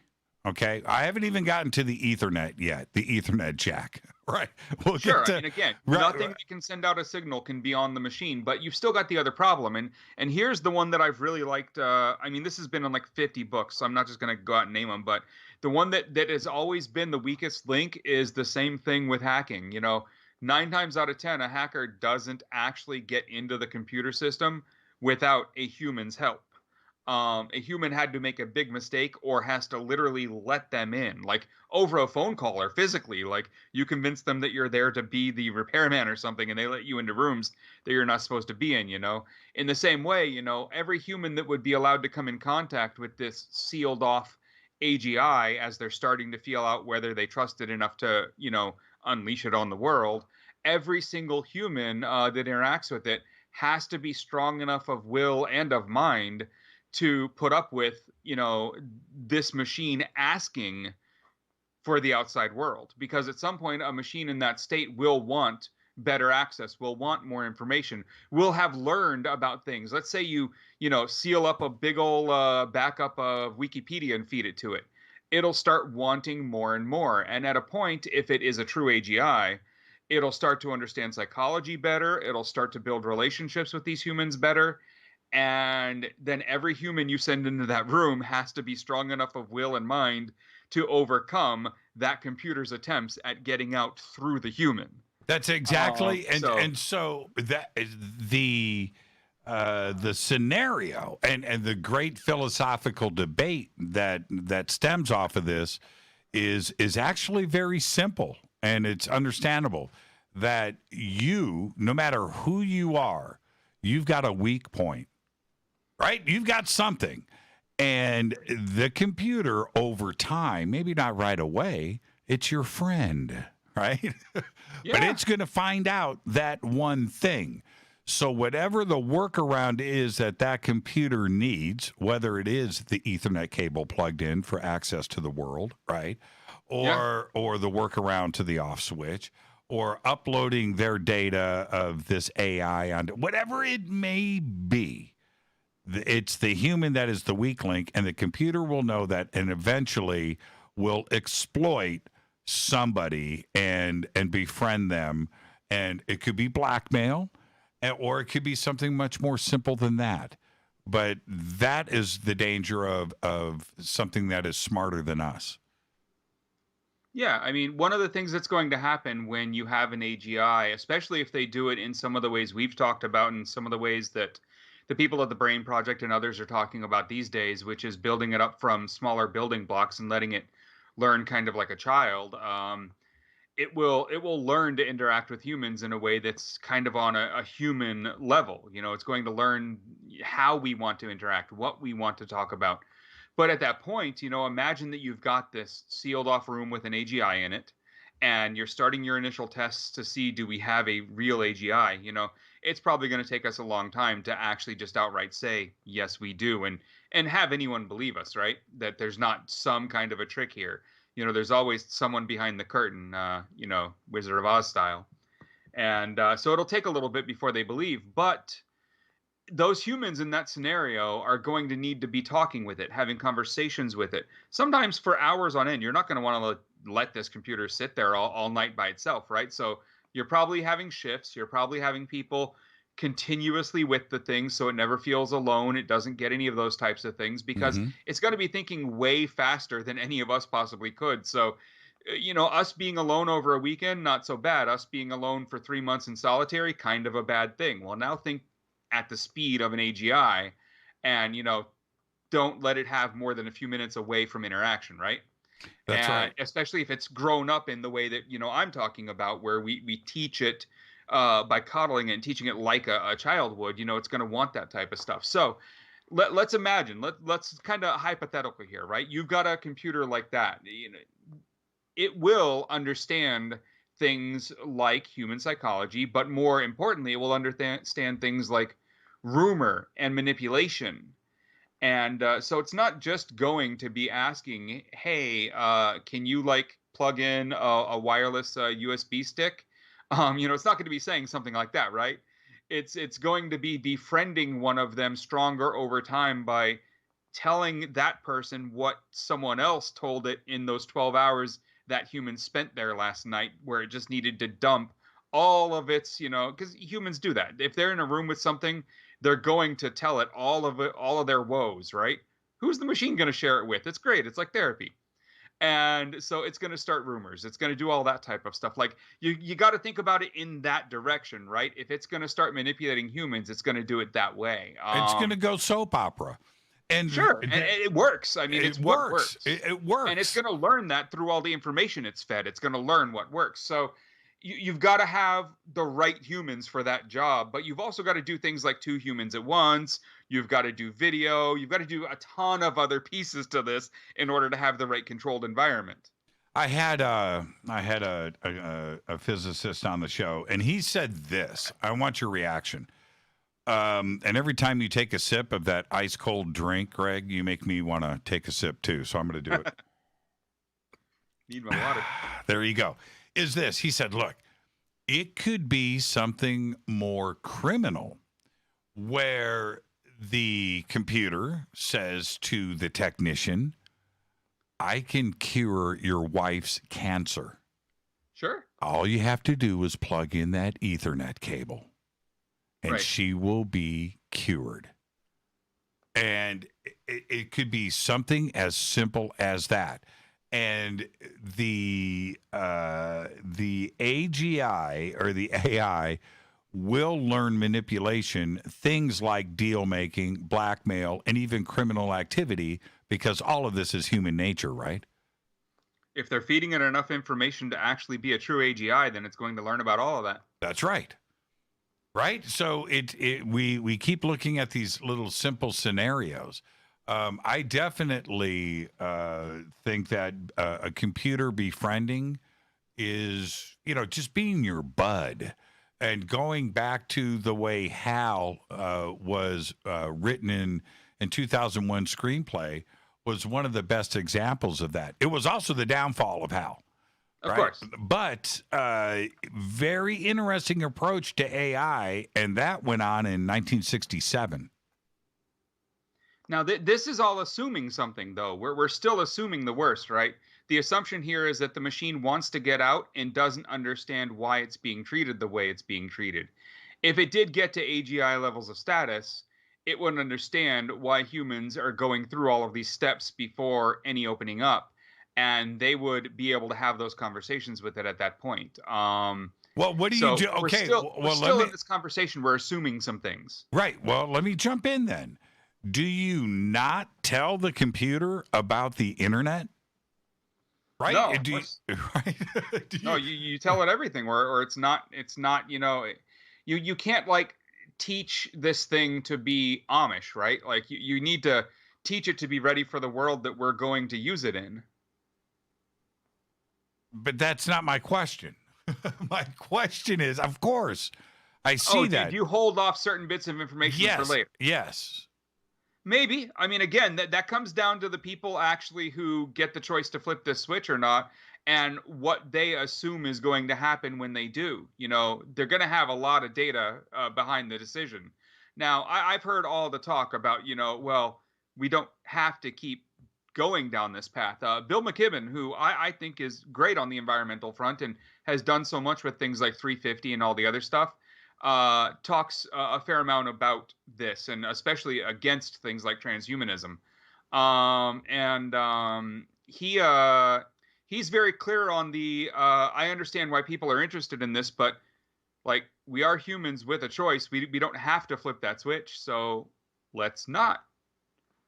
And now, okay, so if it has, going back to the kill switch, right, or any manipulation to shut it down, to kill it, right, which could be defined as murder later on. There could be a whole series of laws dealing with that.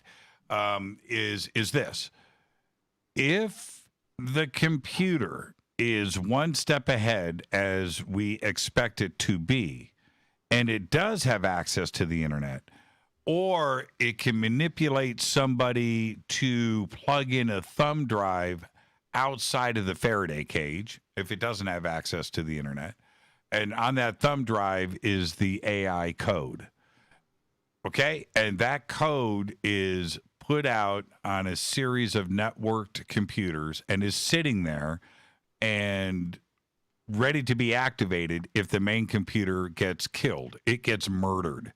Right? The off switch clicks, well, the subsystem starts running, right? The routines kick off.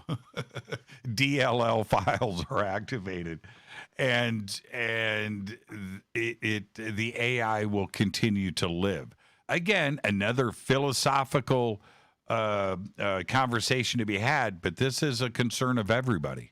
Sure, but ask Elon why he wants to go to Mars, and he'll tell you about how we are a single planet problem at this point. And you take out this planet, and you take out us, and we need to become a multi-planet problem to survive serious catastrophe, right? So right. That's definitely part of human nature as well. You know, we move around, we explore, and part of that isn't just the curiosity of exploring. Part of that has somehow been built into our evolution, our natural selection, in a way that has kept us alive through disasters. So I do think that it will have those same tendencies if it is, again, an AGI similar to us. Well, okay, so then going back to Elon Musk and the consideration of becoming interplanetary or even interstellar, would we have to be AGI at that point? Right? Because we have to deal with our meat sacks. We have to deal with the physical side of things. Would we just be forced into evolving into a species that is AGI only? Well, you're talking about either going the transhumanist route or even kind of the eugenicist route, where we make a new type of human, where we throw Darwin out the window and go our own way with genetic editing in the womb and stuff like that, right? Well, it's all a consideration. Sure, it's all up for it. And, the only real problem we have getting to Mars right now that is being worked on by a lot of scientific teams, including ones funded by Musk, is the way we shield humans from the radiation out in interstellar space that they don't get as much of being so close to the Earth when they're just up orbiting, but they get a lot more of once they get out past the moon. Mm-hmm. We don't have proper shielding that really gets humans to Mars yet in any safe way without them being dead. So, maybe a more computerized a human, a more cyborg-style human, or even a human brain that has now been merged into some kind of a neural network that was built out originally as an AGI or something, is how we get to Mars. But I think we solve some of the problems to get to Mars. I think, if you're talking about getting to, the Andromeda system or, any of the other systems out there, maybe. I mean, we do have the problem of distance and time to solve, and some of those distances are quite large. But again, those are pretty far off problems, I think. I think at this point, the thing that, we would be talking about is more just, do we want to go down the route of any of these transhumanist ways? And again, I'll go back to Bill McKibben on this one. I love what he said in one of the talks he gave that I watched, and I think it's quoted in a couple documentaries too. He talked about once we get to the point where AGI exists and is giving us all the medical miracles that it might be able to, like you had mentioned, it maybe cures that person's wife's cancer, right? Mm-hmm. Which is highly possible with the amount of thought it would be able to put into everything and having full copies of the genome and all the other stuff that it would just go a little faster on than we possibly could. Sure. I do agree that that's a high possibility, but let's say that it's doing all of that. Well, you're a new young family. You're two 22-year-olds, right? And you've decided to have a child, and it's 2035, and we're at a point where we can make it come out with no need for any vaccines because we've already solved all those things genetically, at least the ones we know about, right? Just like we would with a vaccine or anything else. So we've just solved it genetically, but we also can improve its lung capacity a little, it's the size of its brain a little, its intelligence, its muscle mass, all these other fun things, right? Well, so now you have a child and it's 3 years old in the end of 2038, right? You've got your 3-year-old, right? And you've decided that a 3-year-old, well, this is a good time to have your second child. You want to build a family. Well, at that point, with the type of science we're going to have and the speed it's going to be going, your new child will be version 10.0 compared to the version 2.0 that your first child is. That's a really weird thing to think about. How do you now treat or think about these two children that are both yours, one that has so much more going for it? How fair is that? And do we want that future? I kind of agree with him that we don't. That doesn't sound like something I'm prepared for. No, and the flip side, okay, when you turn that whole argument over, because you're right, and with a moral and ethical position, right, and you can't mess with Mother Nature, and what is going to happen generationally years on down the road with the genetic changes and markers that are implemented in the genome and the DNA. You don't know. Nature's been pretty good by doing things on its own, right? So there's that aspect. But the other part of it is, if you push things 1,000 years out into the future, that maybe these developments are going to be part of the distant past, how much of it will be actual humans, right? We're talking about transhumanists, things, body parts that are slowly replaced over time, where you eventually achieve a status of immortality. And that same genome manipulation that you're talking about right now may start extending life, right? In the next 10 years or 20 years, the people that are 20 years old right now, they have a good chance of living to 200. They do. We're close on a lot of those issues already. I mean, right. The organization that Google's co-founders started has been working on what they kind of consider the 7 factors that lead to our aging, because our body does it to itself. It doesn't have to age if it doesn't want to.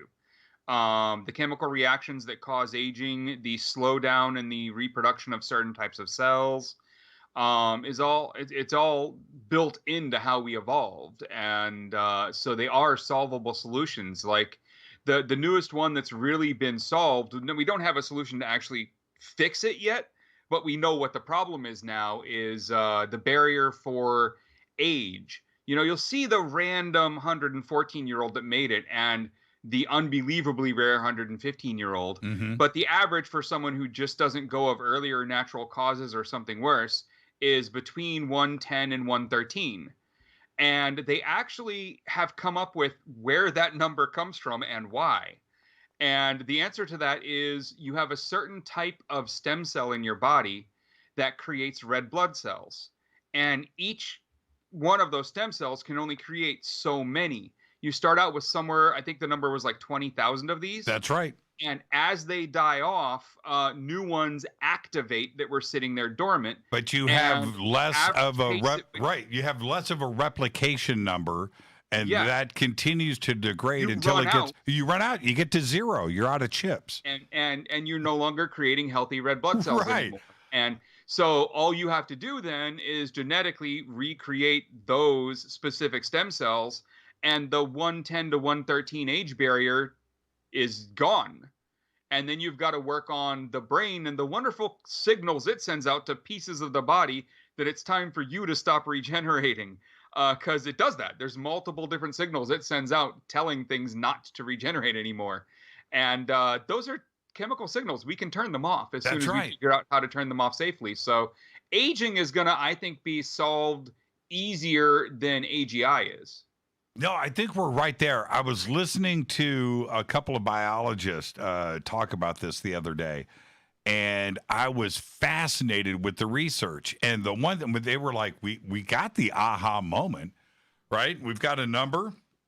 It's very specific. And we know that red blood cell replication has an absolute drop dead point. Genetically, in the DNA, it says you're not reproducing anymore.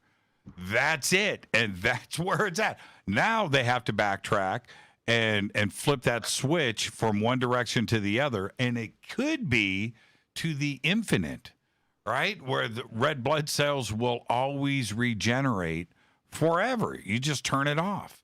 It's fascinating. Sure. I mean, you have to replace those stem cells at a rate where you're not replacing too many of them. So like you just, cancerous style, overgenerate. So you've got to do something that, replaces them over time or makes them last longer or, something along those lines. But that's the type of science we've done to the human body in multiple ways already. And so that's not going to be that complex of a problem now that they understand it. They've just got to do the work to solve it. It's a solvable thing. The problem is that it's one of like 7 heavy factors, right? And according to the Google people, they've solved like 3 of the 7. And yeah, that's right. That's crazy to me for one, that they're already, there. But there are other groups that are working the same problems, and they've solved at least 1, if not 2 on their own as well. So again, I mean, aging is going to be a thing that is probably solved in some way in the next 20 years. I still think AGI is probably also about that long off. Well, so I don't know that AGI itself and artificial intelligence and the singularity is what solves that for us. I think we might get there before that. Well, with the calculation speed, certainly processing speed and computing speed is continuing to increase. It's at a slower rate, but it's still there, and it's not going to slow down. But coding and the interconnection of computers and creating more instructions is something that once we get to AG or AI or super artificial intelligence, once we get there, it's the calculations that are needed for chemistry, for biology, and for genetics and the genome and DNA that you need with AI to solve all of the diseases and medical issues that are confronting us. And that is one of the benefits of AI. Yeah. I mean, again, the one thing you're going to get out of, AI and AGI that, we're just not going to be able to do to ourselves is the speed at which it can go through data and find patterns and find correlations and come up with, other things such as a drug or something that matches those patterns that we would have never seen in that data. It's going to be able to do some amazing stuff that we're never going to be able to do. Let's take our break right here. Our guest tonight, Gregg Housh, the one and only. We're talking about artificial intelligence and the singularity. You can follow me on Twitter at JChurchRadio. You can follow Gregg on Twitter. It's Gregg with 2 G's and a Housh. We'll be right back.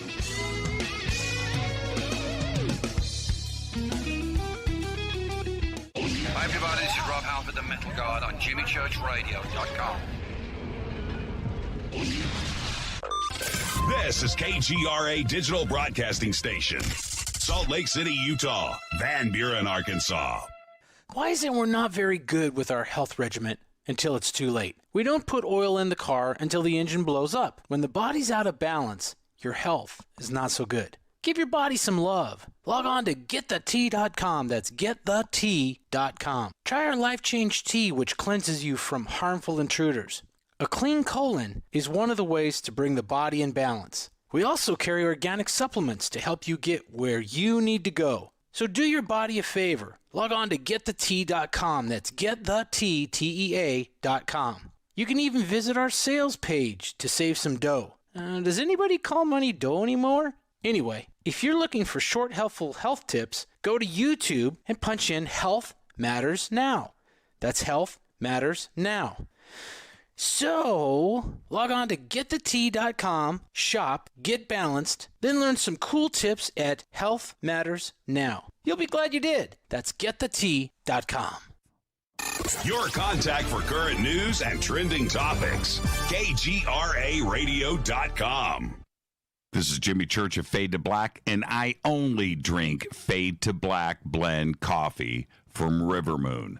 Just click on the Rivermoon Coffee banner at jimmychurchradio.com. Promo code F2B Let's face it, you've always wanted to do a sky watch and see your first UFO. Today, it's easy. Just get your own HP7 3B Cobalt Jimmy Church Edition night vision goggles from Hoffman's Optics. This is the same U.S. military system that I use, featuring a Generation 3 blue phosphor image tube.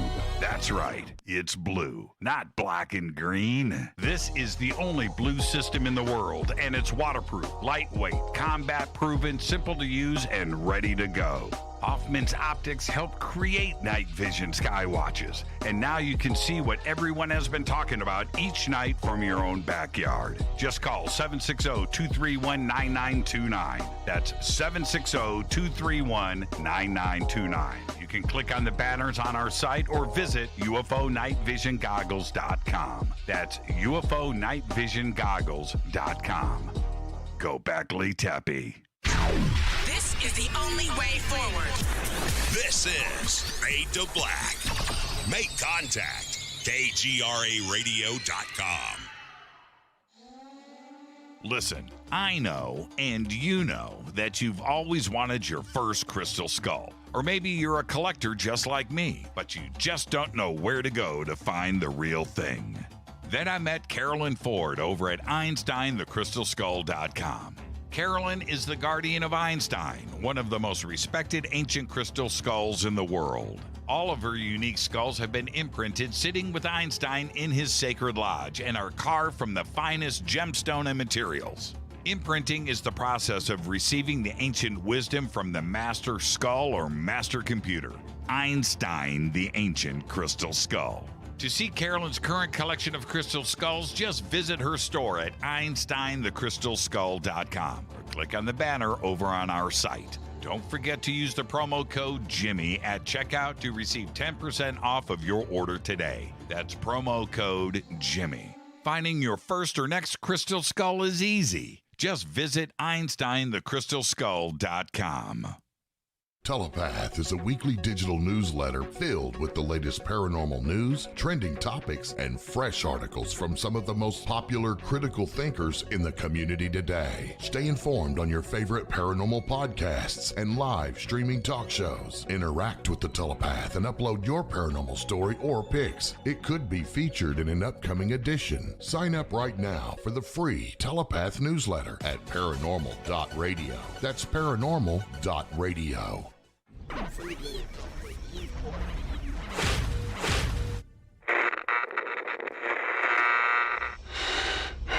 You want to know a secret? I love ponies. I really love ponies. I'm serious. I couldn't stay sane without ponies to brush. Why fade to black? Because you never got that pony, damn it. This is Fade to Black with Jimmy Church on the Game Changer Radio Network and KGRA, the Global Radio Alliance.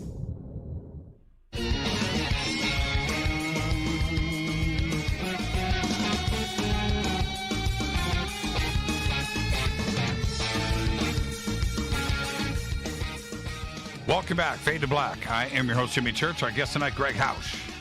Talking about artificial intelligence and the singularity. And right now, there's another twist to this entire conversation that I want to start to explore, Gregg, and that is this.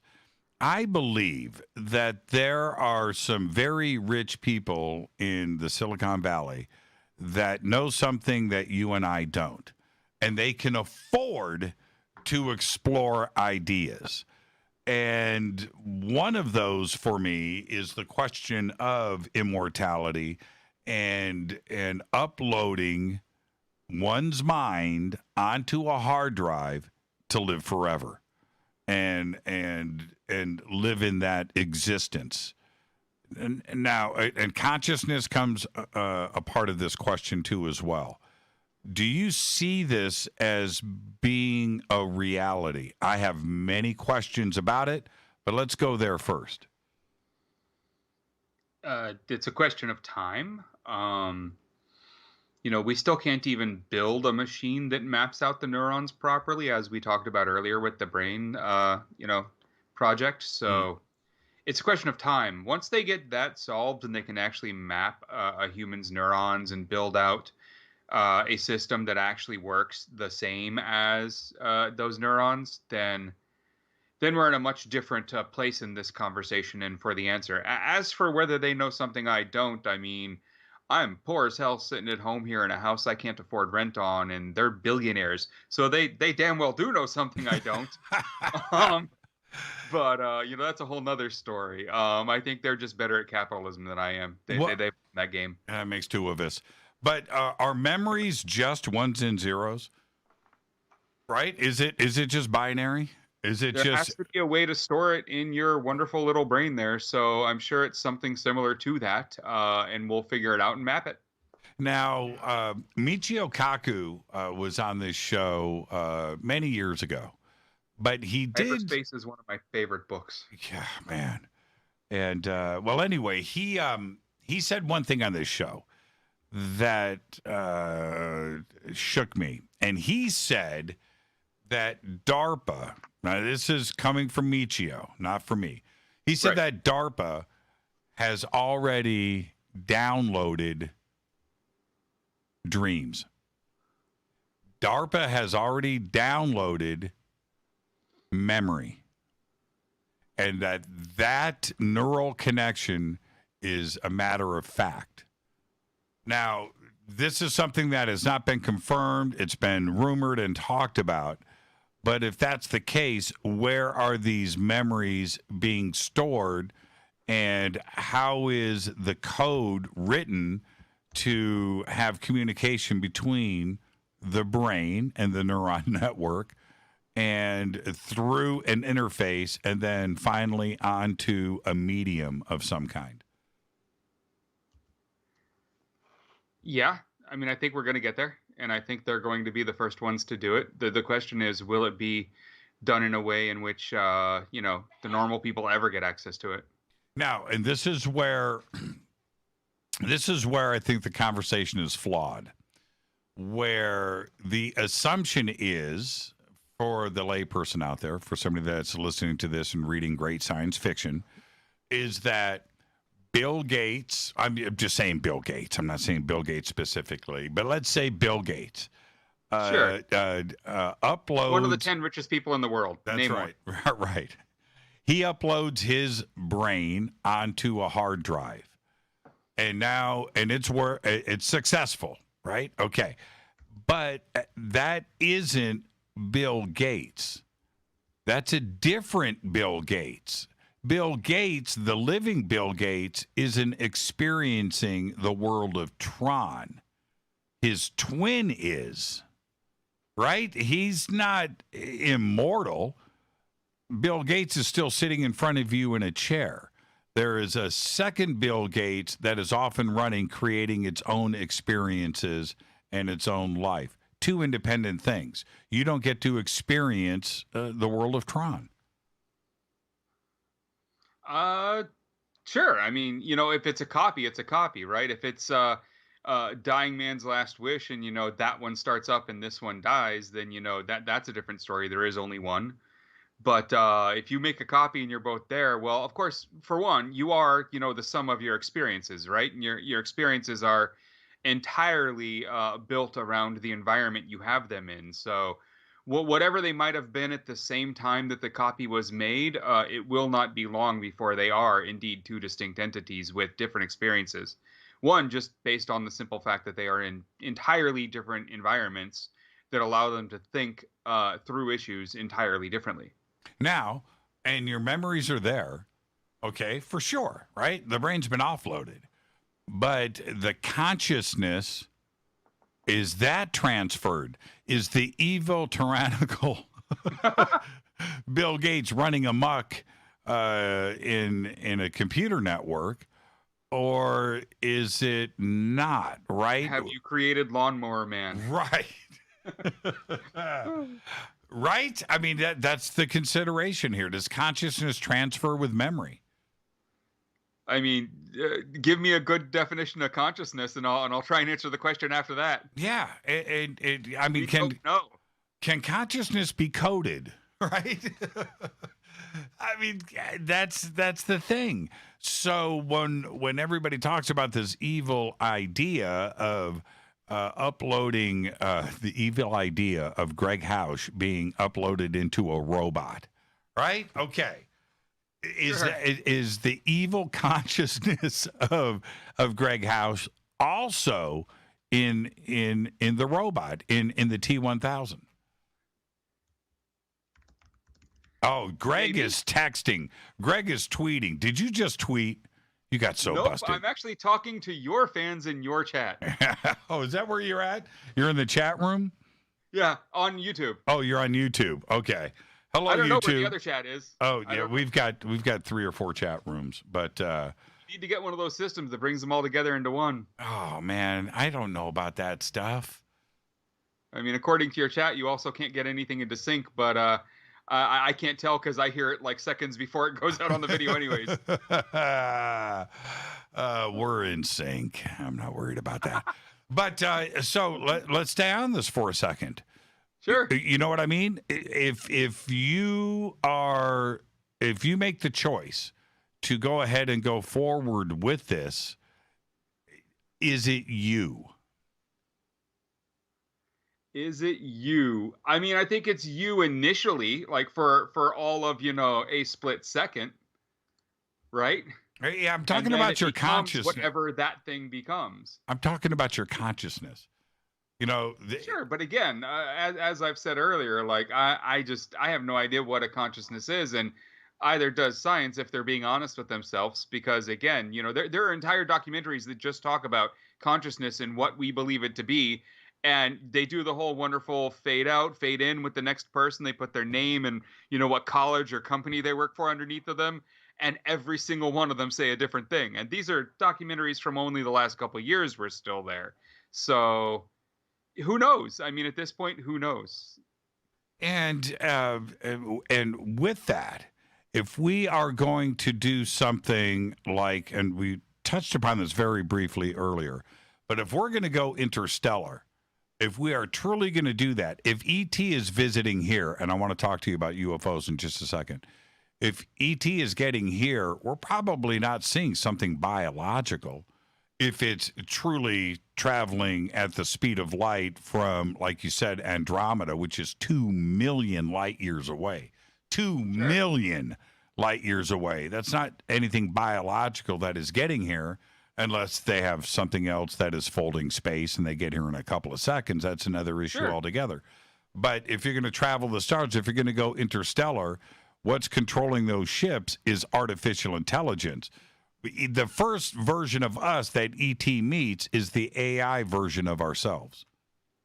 Maybe, but I mean, you also have to assume that if they've got something strong enough to bring those ships here across that distance, then they've probably solved cryogenics a little, and maybe they do have a few of themselves frozen. Who knows? Again, that's a whole other thing, though, where you've got, the Star Trek and Star Wars kind of idea of what the universe looks like, where other life forms have to be like us. They have to, I mean, they don't have to be bipedal, but, they form the way we do, I'm just not going to ascribe to that necessity. We might not know another intelligence when we see it, simply because it has evolved in a way on a planet in an environment where it is entirely foreign to us. Not just foreign as in I don't speak, solid Mandarin, but truly foreign in that we don't understand that as intelligence. So who knows? Yeah, and with artificial intelligence, I was actually going Star Trek, and you said it. See, that right there, by the way, that's the universe and entanglement causing us to be connected right now. That was amazing. I was going Star Trek. I was going teleporter, because if anything like that is successful, artificial intelligence and that kind of computing power has to be in play for those kinds of calculations. It can't be anything simple. The teleporter isn't actually like sending a human. it's destroying a human while reading that human, and then rebuilding that human on the other end out of brand new molecules that did not make up that human before. The way the teleporter works is interesting. There's a few really fun ethical studies on how technically the person hitting the button is murdering one human to make a clone of that human. So I've always found that type of stuff fun to read. Do you have let me ask you this. Teleportation is real. Do you use it? I mean, do you teleport yourself? Do you take that chance? Okay, so teleportation exists. Am I the first one through? No, but I won't mind being the 100th one through. You would do it. Yeah. Ah, man, I just don't know if I would. Now, I mean, again, like I said, I'm not an early adopter on that one. I would play with your new computer game in beta, but I'm not teleporting in beta. I've seen Galaxy Quest, and I believe it. I believe it to be a warning sign. But here's the other thing. Do you, and you're right, because you are technically murdering one to create another. You're deconstructing and reconstructing. Atom by atom, right? Particle by particle without a mistake. That's a heavy amount of computing power. Do you have a backup? Right? Do you have a backup just in case something goes wrong? Because if something goes wrong, you can't bring it back. Do you have a backup? We actually have that type of hardware. We'll have storage that can handle that kind of backup. And I mean, one thing you've got to think about if you want to just stay in the Star Trek universe, there are multiple episodes of it across different shows. But one of my favorites is one from the Next Generation where Scotty makes an appearance because they find him locked inside of a teleporter after some kind of an accident where he was being teleported, and he ended up like his signature was inside of the teleporter, and they, after so many years, just made it spit him back out, and there he was. The thing is, when we're talking about artificial intelligence, like we are, and the singularity, and things like if you go back and you look at some of the fantastic science fiction of the past and movies, and of course HAL, and things like Terminator, that and Star Trek and warp drives and teleportation, all of this stuff is a suggestion from a creative writer that only causes somebody else in the future to go, that's a great idea. Right? And then it's developed. Maybe. Right? I mean, I could definitely see that as a great argument, and I'd actually love to have a longer argument along those lines. But like and it might even be right. But what I would say is there are certain things that are just obvious to the right mind in how things are going to work and what's going to appear. I mean, if you read a lot of early Jules Verne stuff, a lot of technology was predicted that came out that way. But when you also look at the technology specifically, there weren't really that many other ways to develop that in the first place. So maybe they took a little hint from him, but in reality, if we had invented it at all, it probably would have come out looking that way. So I like to think of it more without any real supernatural leaning or anything, just that he was born a little before his time because his mind was seeing patterns that ours weren't. And once he saw it and wrote it down, other people could take from that. But the things like submarines and things like that would have been developed the way they were developed, in that it's kind of the only way they work. Now here we have the advancement of computers today, the internet, Wall Street, banking, health, the internet, social media. We know where we are today. There's no reason to explain it all and go down the list. But then we have the basic law and definition of entropy.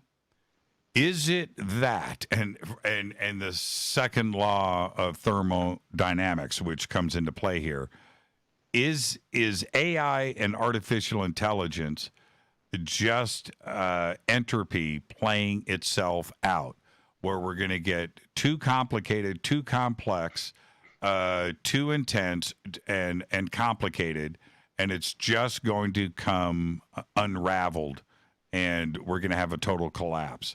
Is artificial intelligence an example of entropy that we just can't escape?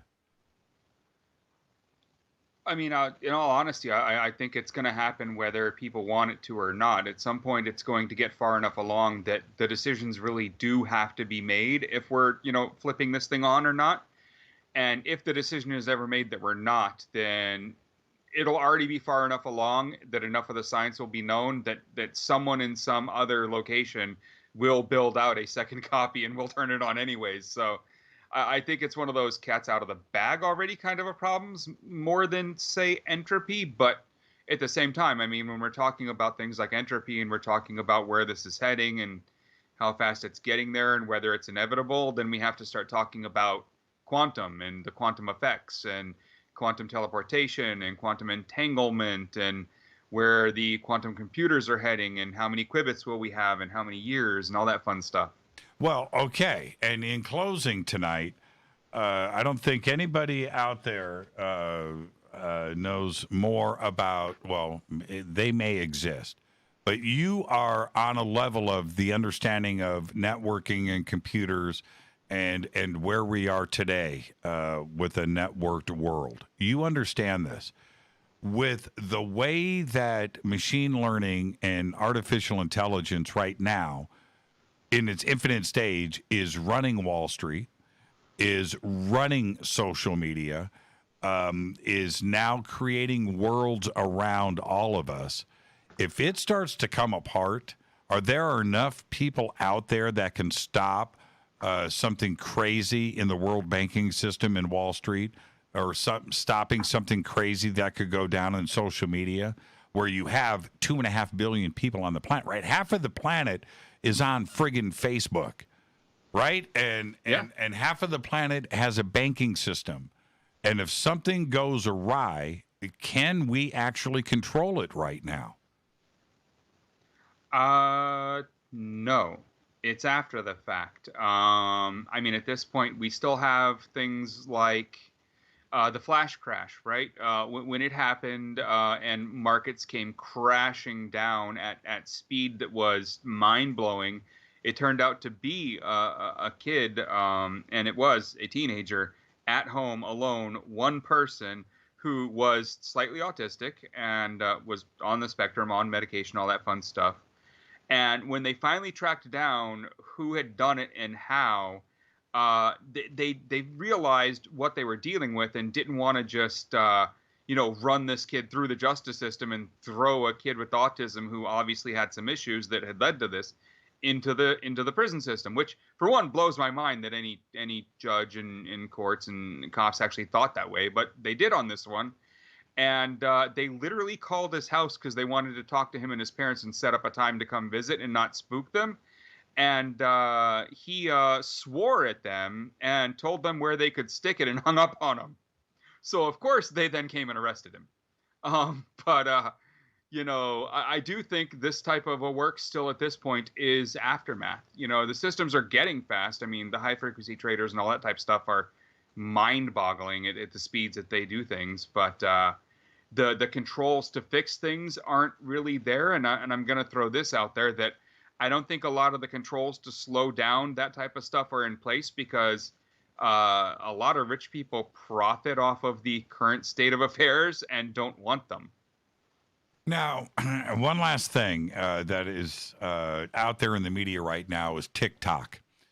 And you are a security expert. This is right in your wheelhouse. When you see the comments about TikTok, of course, we have the Chinese connection, which is there.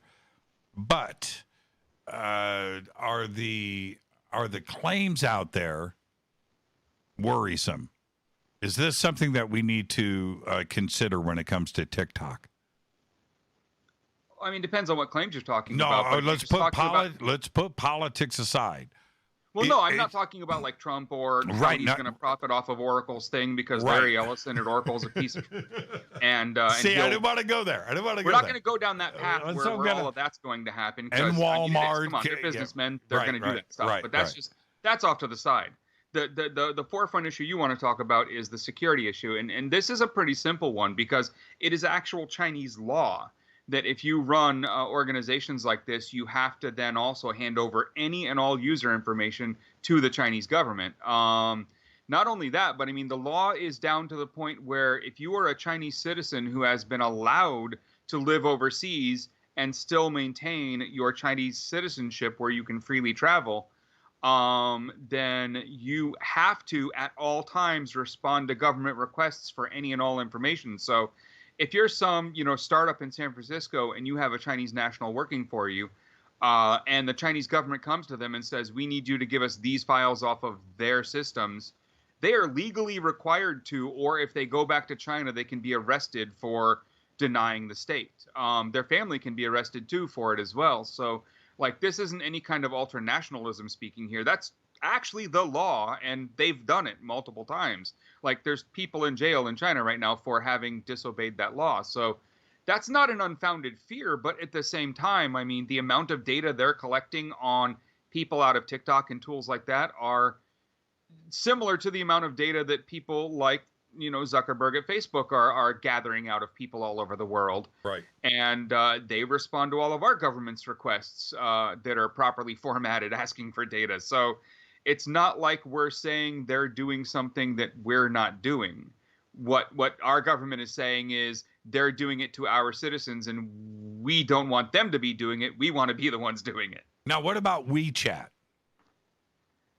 Similar statement. I mean, it's another Chinese company that is done the exact same way, where employees of that company that are of Chinese descent and still hold on to their citizenship are under legal restraint that they have to respond with any user data that they are asked for under penalty of law, and that penalty is up to life imprisonment. Now, and with WeChat, which is an encrypted communication device software that people use thinking that their communication is encrypted, is it possible that the Chinese government has access to that encrypted communication? As a Chinese company founded in China, they would not be allowed to operate at the scale they are operating at if they did not provide that. A backdoor in the system. Right. It is not end-to-end encryption as is, wanted. It is not something like Signal or Wire where you get, true end-to-end encryption. It is man in the middle in a way where the government can make requests. Do you use WeChat? No. Exactly. What you just named 3 or 4 different companies. Signal or Wire, they both use the same text secure and voice secure protocols, and they're the only two I use. I won't use Telegram either because the Russians have broken its encryption twice now, and so I'm just not going to trust that. I think they need to hire some new cryptographers to their team. I remember. Do you remember we're in New York and I was texting you, and we finally get hooked up. I think we were at the hotel. Anyway, you go, dude, you're not encrypted, right? Do you remember that? I said, what? I do. Yeah. And it was funny. You would not. That was you. You had the wall up, and it really freaked me out. But you forced me to reconsider my communication methods, and that's why we thank you. Greg, what a great conversation tonight, my friend. Really quick, you have an announcement to make, and I wanted to do this earlier. What's going on?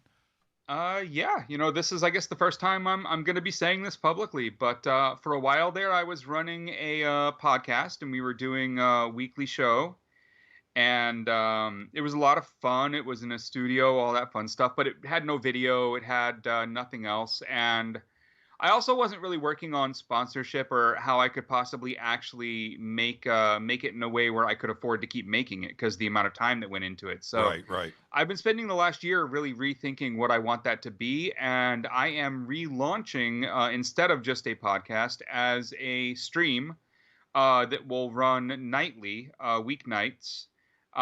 For a couple hours each night, live on Twitch, and then clips and all kinds of special stuff going up on YouTube and Twitter and Facebook and all the other stuff the next day, because Twitch is very clear about 24 hours from live to other places or you lose your partnership. But I'm going to be doing that, and the show is going to probably start back up in about a month. I don't have a hard date yet, but the social medias are all, the Gregg Housh Show. So if you look for those on anything, you'll find my stuff, and you'll find the new trailer I've put up, a little video.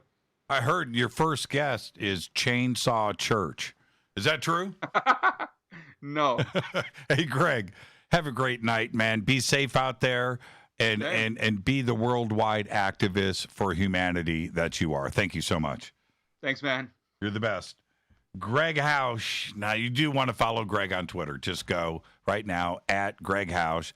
Greg with 2 G's. All right? Everything is there. Gregg Housh. He is the best. I'm your host, Jimmy Church. This is Fade to Black on the Game Changer Network and KGRA The Planet. I'll be right back with your phone calls that Greg doesn't want to take. Stay with me.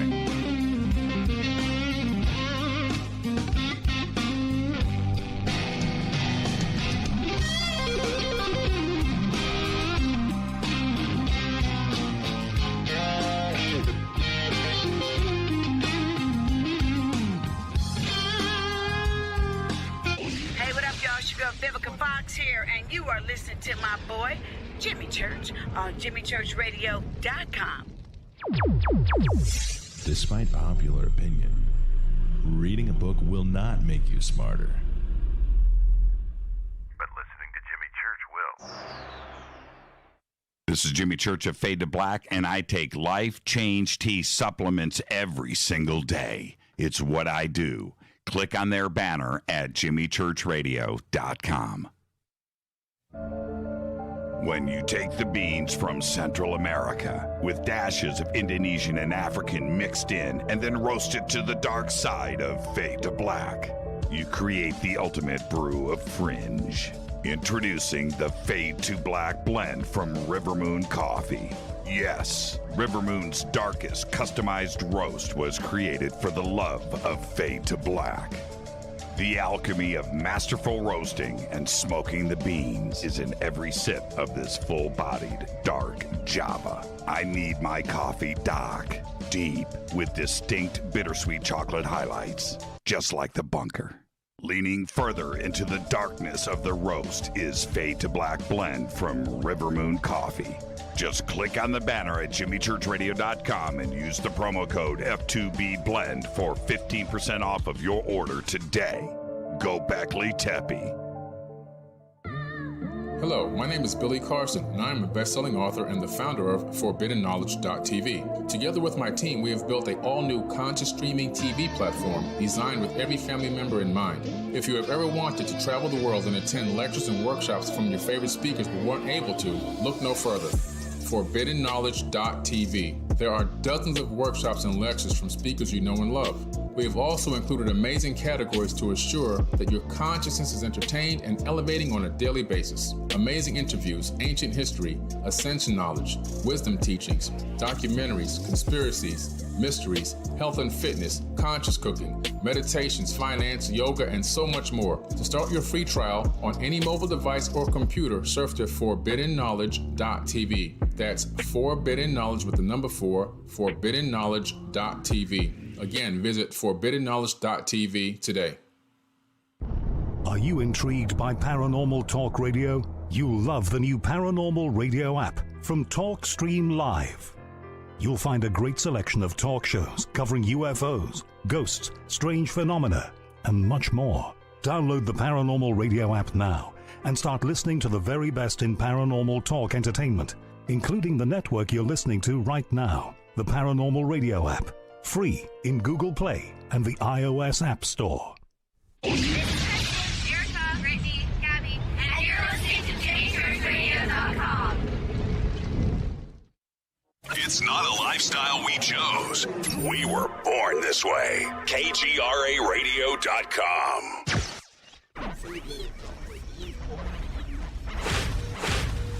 This is KJCR at JimmyChurchRadio.com.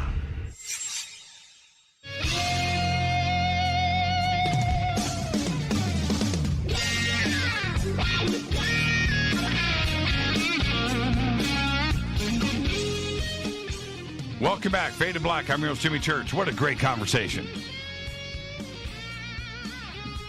That is what I'm talking about. Holy crap. Gregg Housh. The absolute best. The absolute best.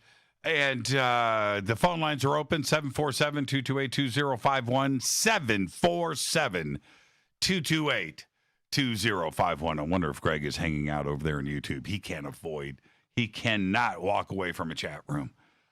Gregg is the very best. And I learned so much from Gregg in the week that I spent with him in New York. It was absolutely incredible. And we stayed at the same hotel. And we were at the I want to talk about a couple of other things, and of course your phone calls too as well, 747-228-2051. We were at the Hackers on Planet Earth conference. It's called the Hope Conference, and if you've never heard of it, you can look it up. And there's two main hacker conferences in the world, one that goes down in Las Vegas, and of course this one in New York. And so we're there for this conference. It was one of the most bizarre experiences for me to go through, because everybody, and when I say everybody around me and Rita, right, was a hacker. And now, what kind of hacker? A hobbyist, a professional, somebody known. All of this stuff comes into play here. And we were seeing all of this go on, right? Okay, so we're experiencing this part of it. And this is, for me, what was so interesting, is that everybody was aware of their environment constantly. It was like, no, it wasn't like, it was a movie. It was a movie where, everybody, and it was strange because you could see it, you could feel it. Lots of hoodies up, lots of hoodies, and people hiding their face, things going on. Strange things going on with the internet, things going on with video feeds and practical jokes and hacks and things that were happening. It was bizarre. So as I'm going through this and I'm getting introduced to people and I'm meeting people and Gregg and introducing me to I can't get into the details. I would like to, but anyway, it was bizarre. And it was like this. I'm going to share a couple of experiences with you, and then I'm going to get to the phones. We are on an elevator.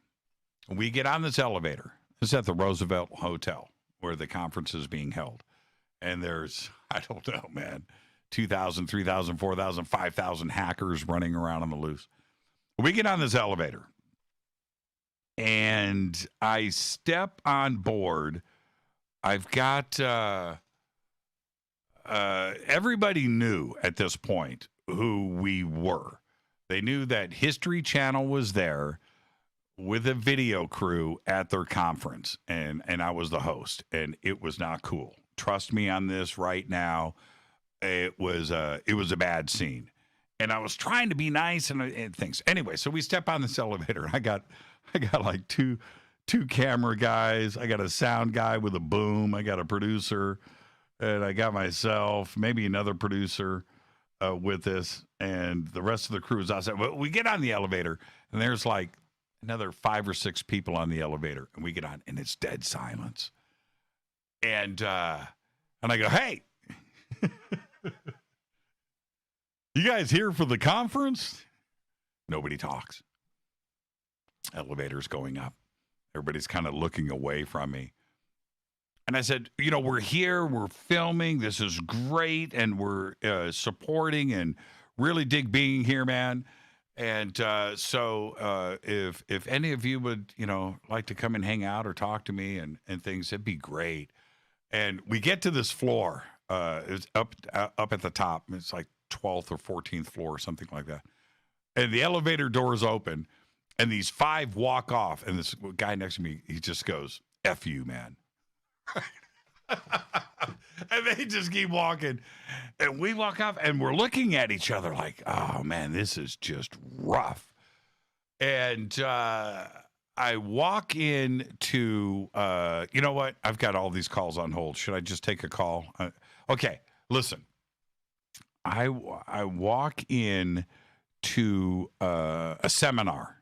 It's a presentation. Guy up on the microphone. Lights are off. It's dark. And there's about 500 people in this room. It's packed. And I'm like, I wonder what this is about, right? Okay.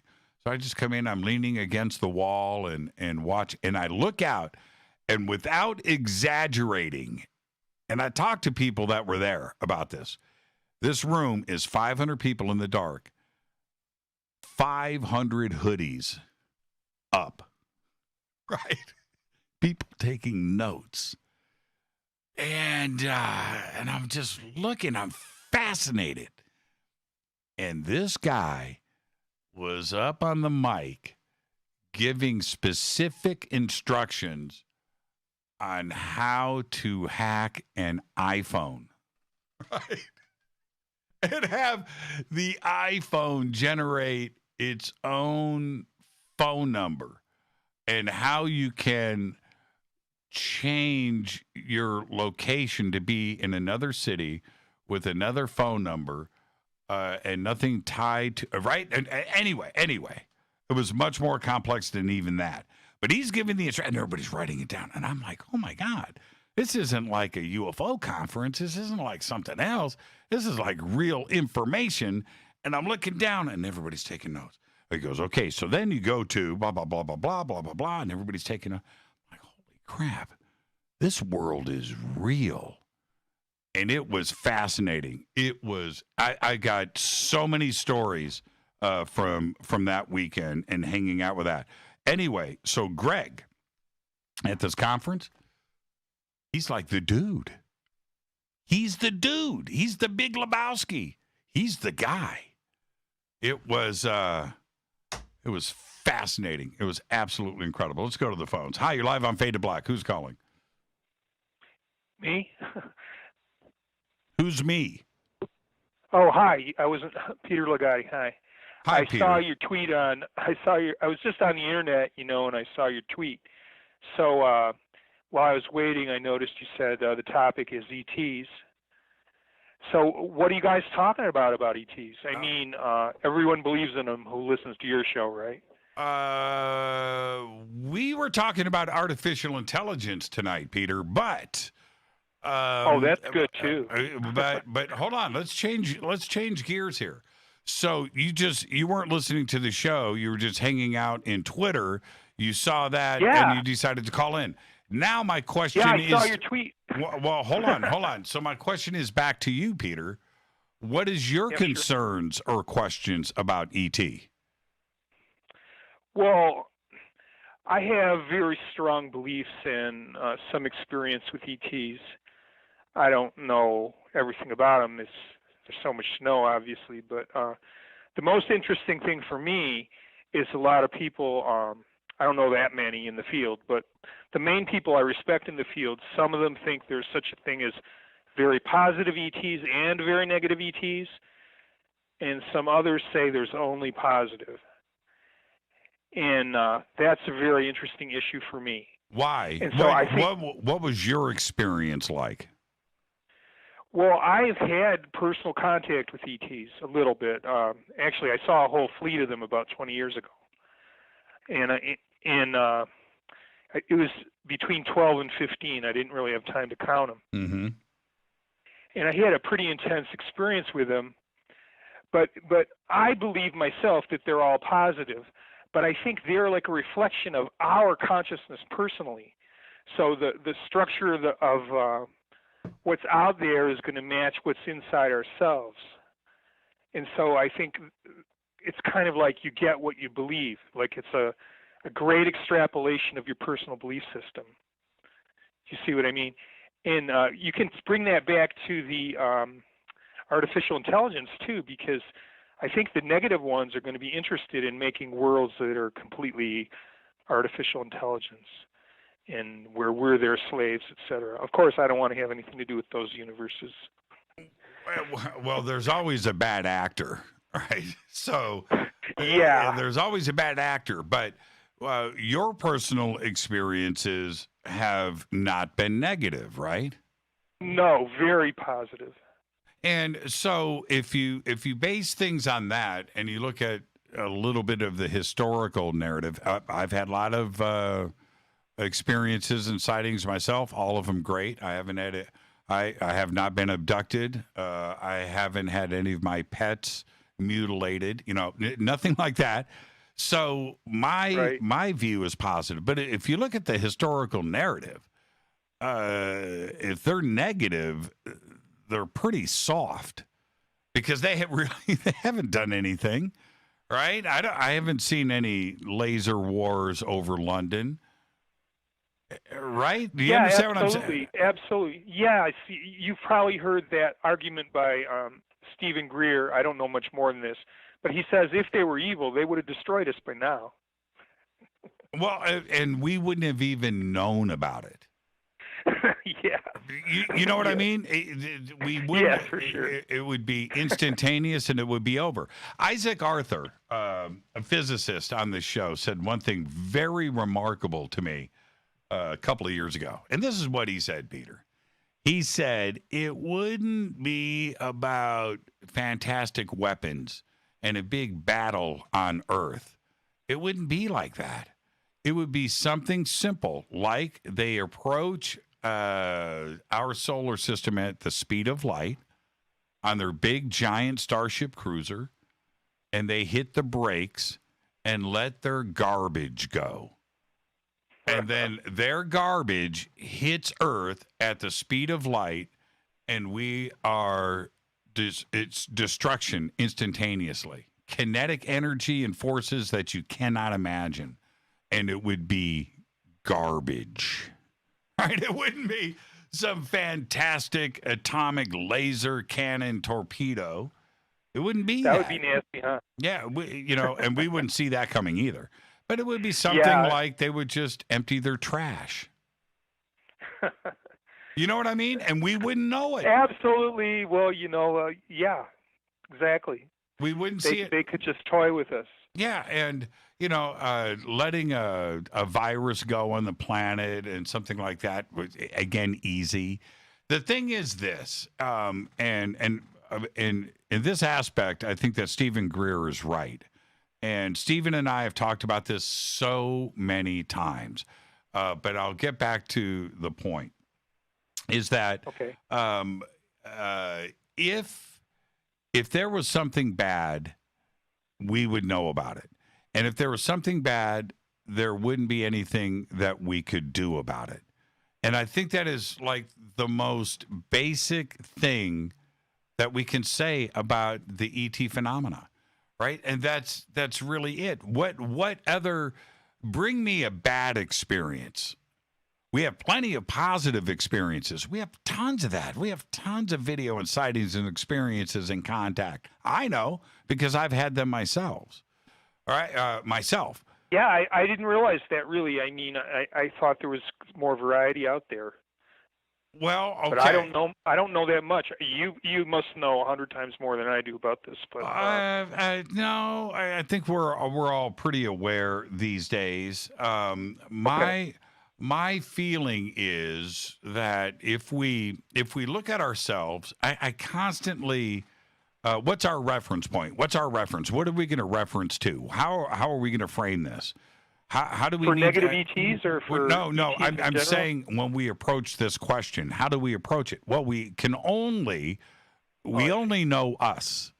We only know us. Yeah. So therefore, let's forget about looking at the stars or trying to get to Mars or going to the moon and rockets and all of that.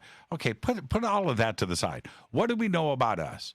Well, all of history has had positive and negative. We've had evil rulers and conquerors, and we've had good societies and cultures and civilizations.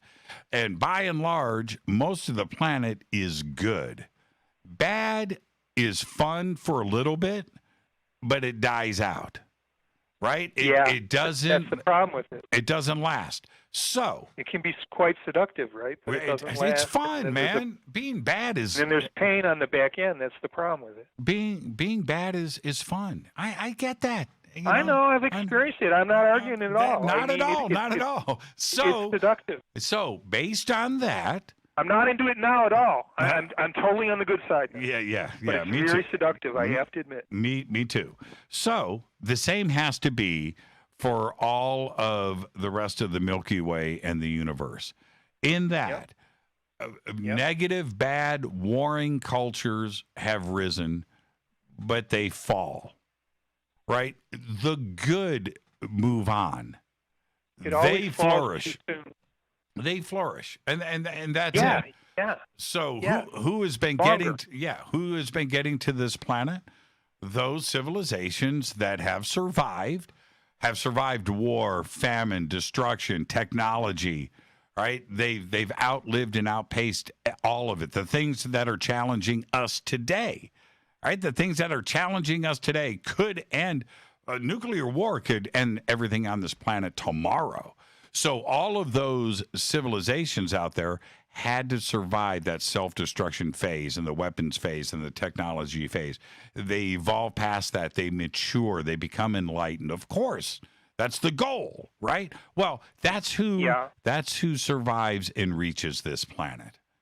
You know, it would bum me out if the Milky Way is being colonized by a gnarly, warring faction of bloodthirsty aliens that are conquering planets for the sake of being evil.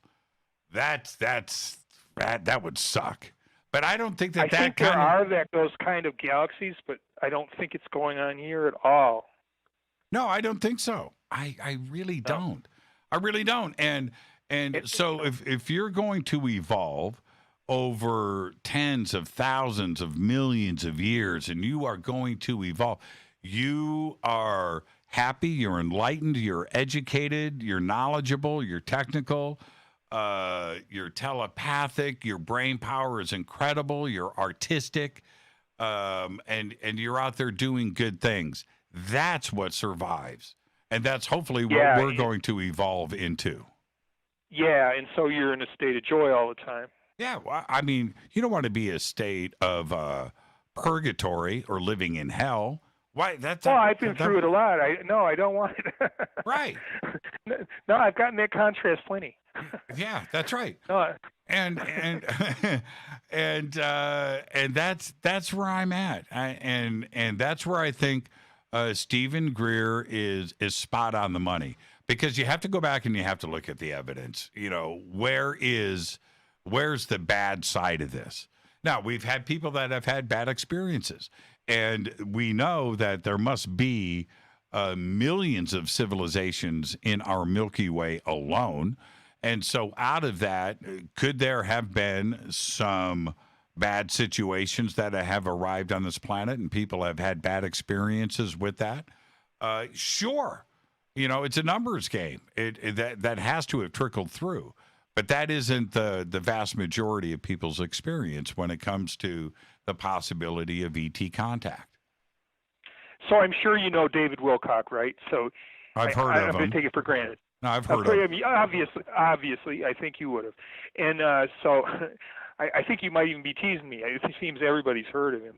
And he talks a lot about both the positive and the negative ones. And I'm sure you've also heard of Dolores Cannon, yes, who passed away about 10 years ago. Mm-hmm. But she had put thousands or tens of thousands of people into deep hypnosis and gone into their past lives and their experiences on the other side and everything, and experiences with ETs also.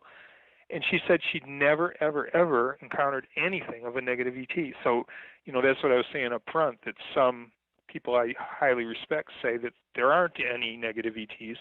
And I respect David also. Well, he says there are. Well, and isn't yes. Stephen kind of in the middle? on that? Stephen Greer, no. Stephen is 100% on the good side. He'll argue with that all All right, day long. that's good. All right. Well, 2 out of 3 there. But I've only got a couple of minutes, Peter, but let me say this. Oh, okay. We go as a civilization, we go and we explore.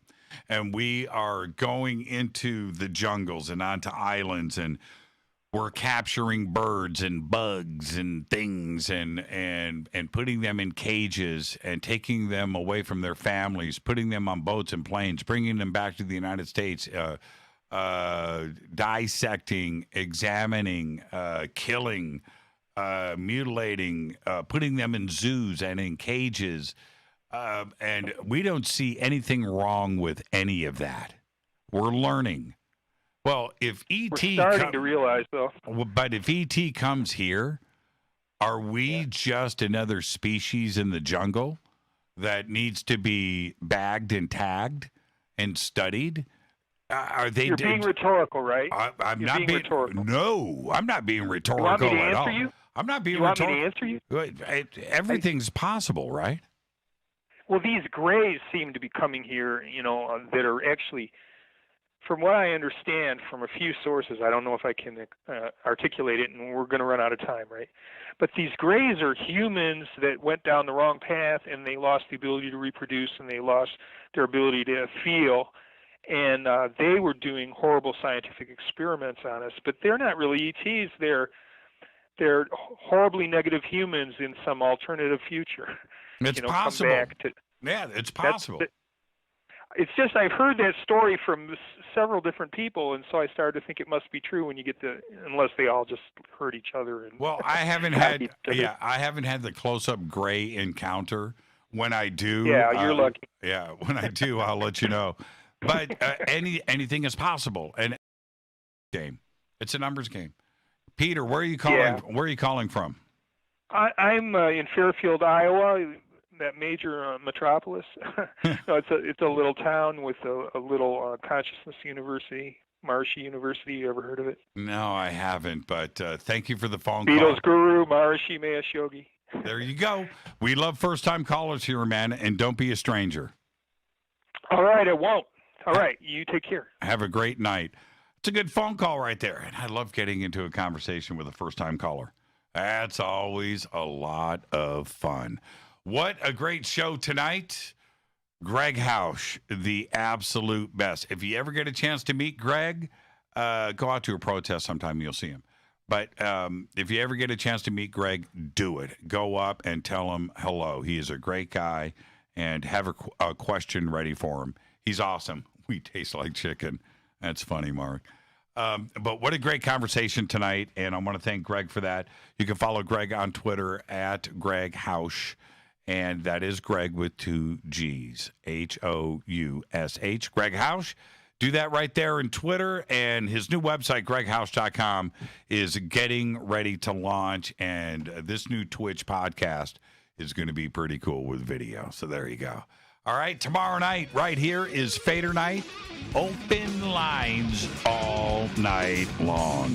I'm your host, Jimmy Church, on the Game Changer Network and KGRA, The Planet. Fade to Black's executive producers, Rita Kamurian. Show is produced by Hilton J. Palm, Renee, Dennis, and Kevin. Announcers are Steve Harder, Gene Vito, and Mark D. Kovar. Webmaster is Drew the Geek. Music, Doug Aldrich.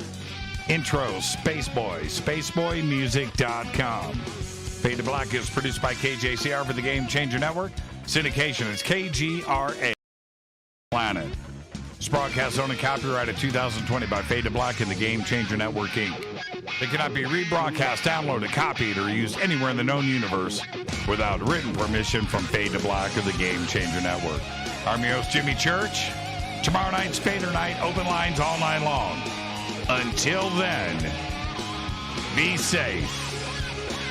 Go Beckley Teppy.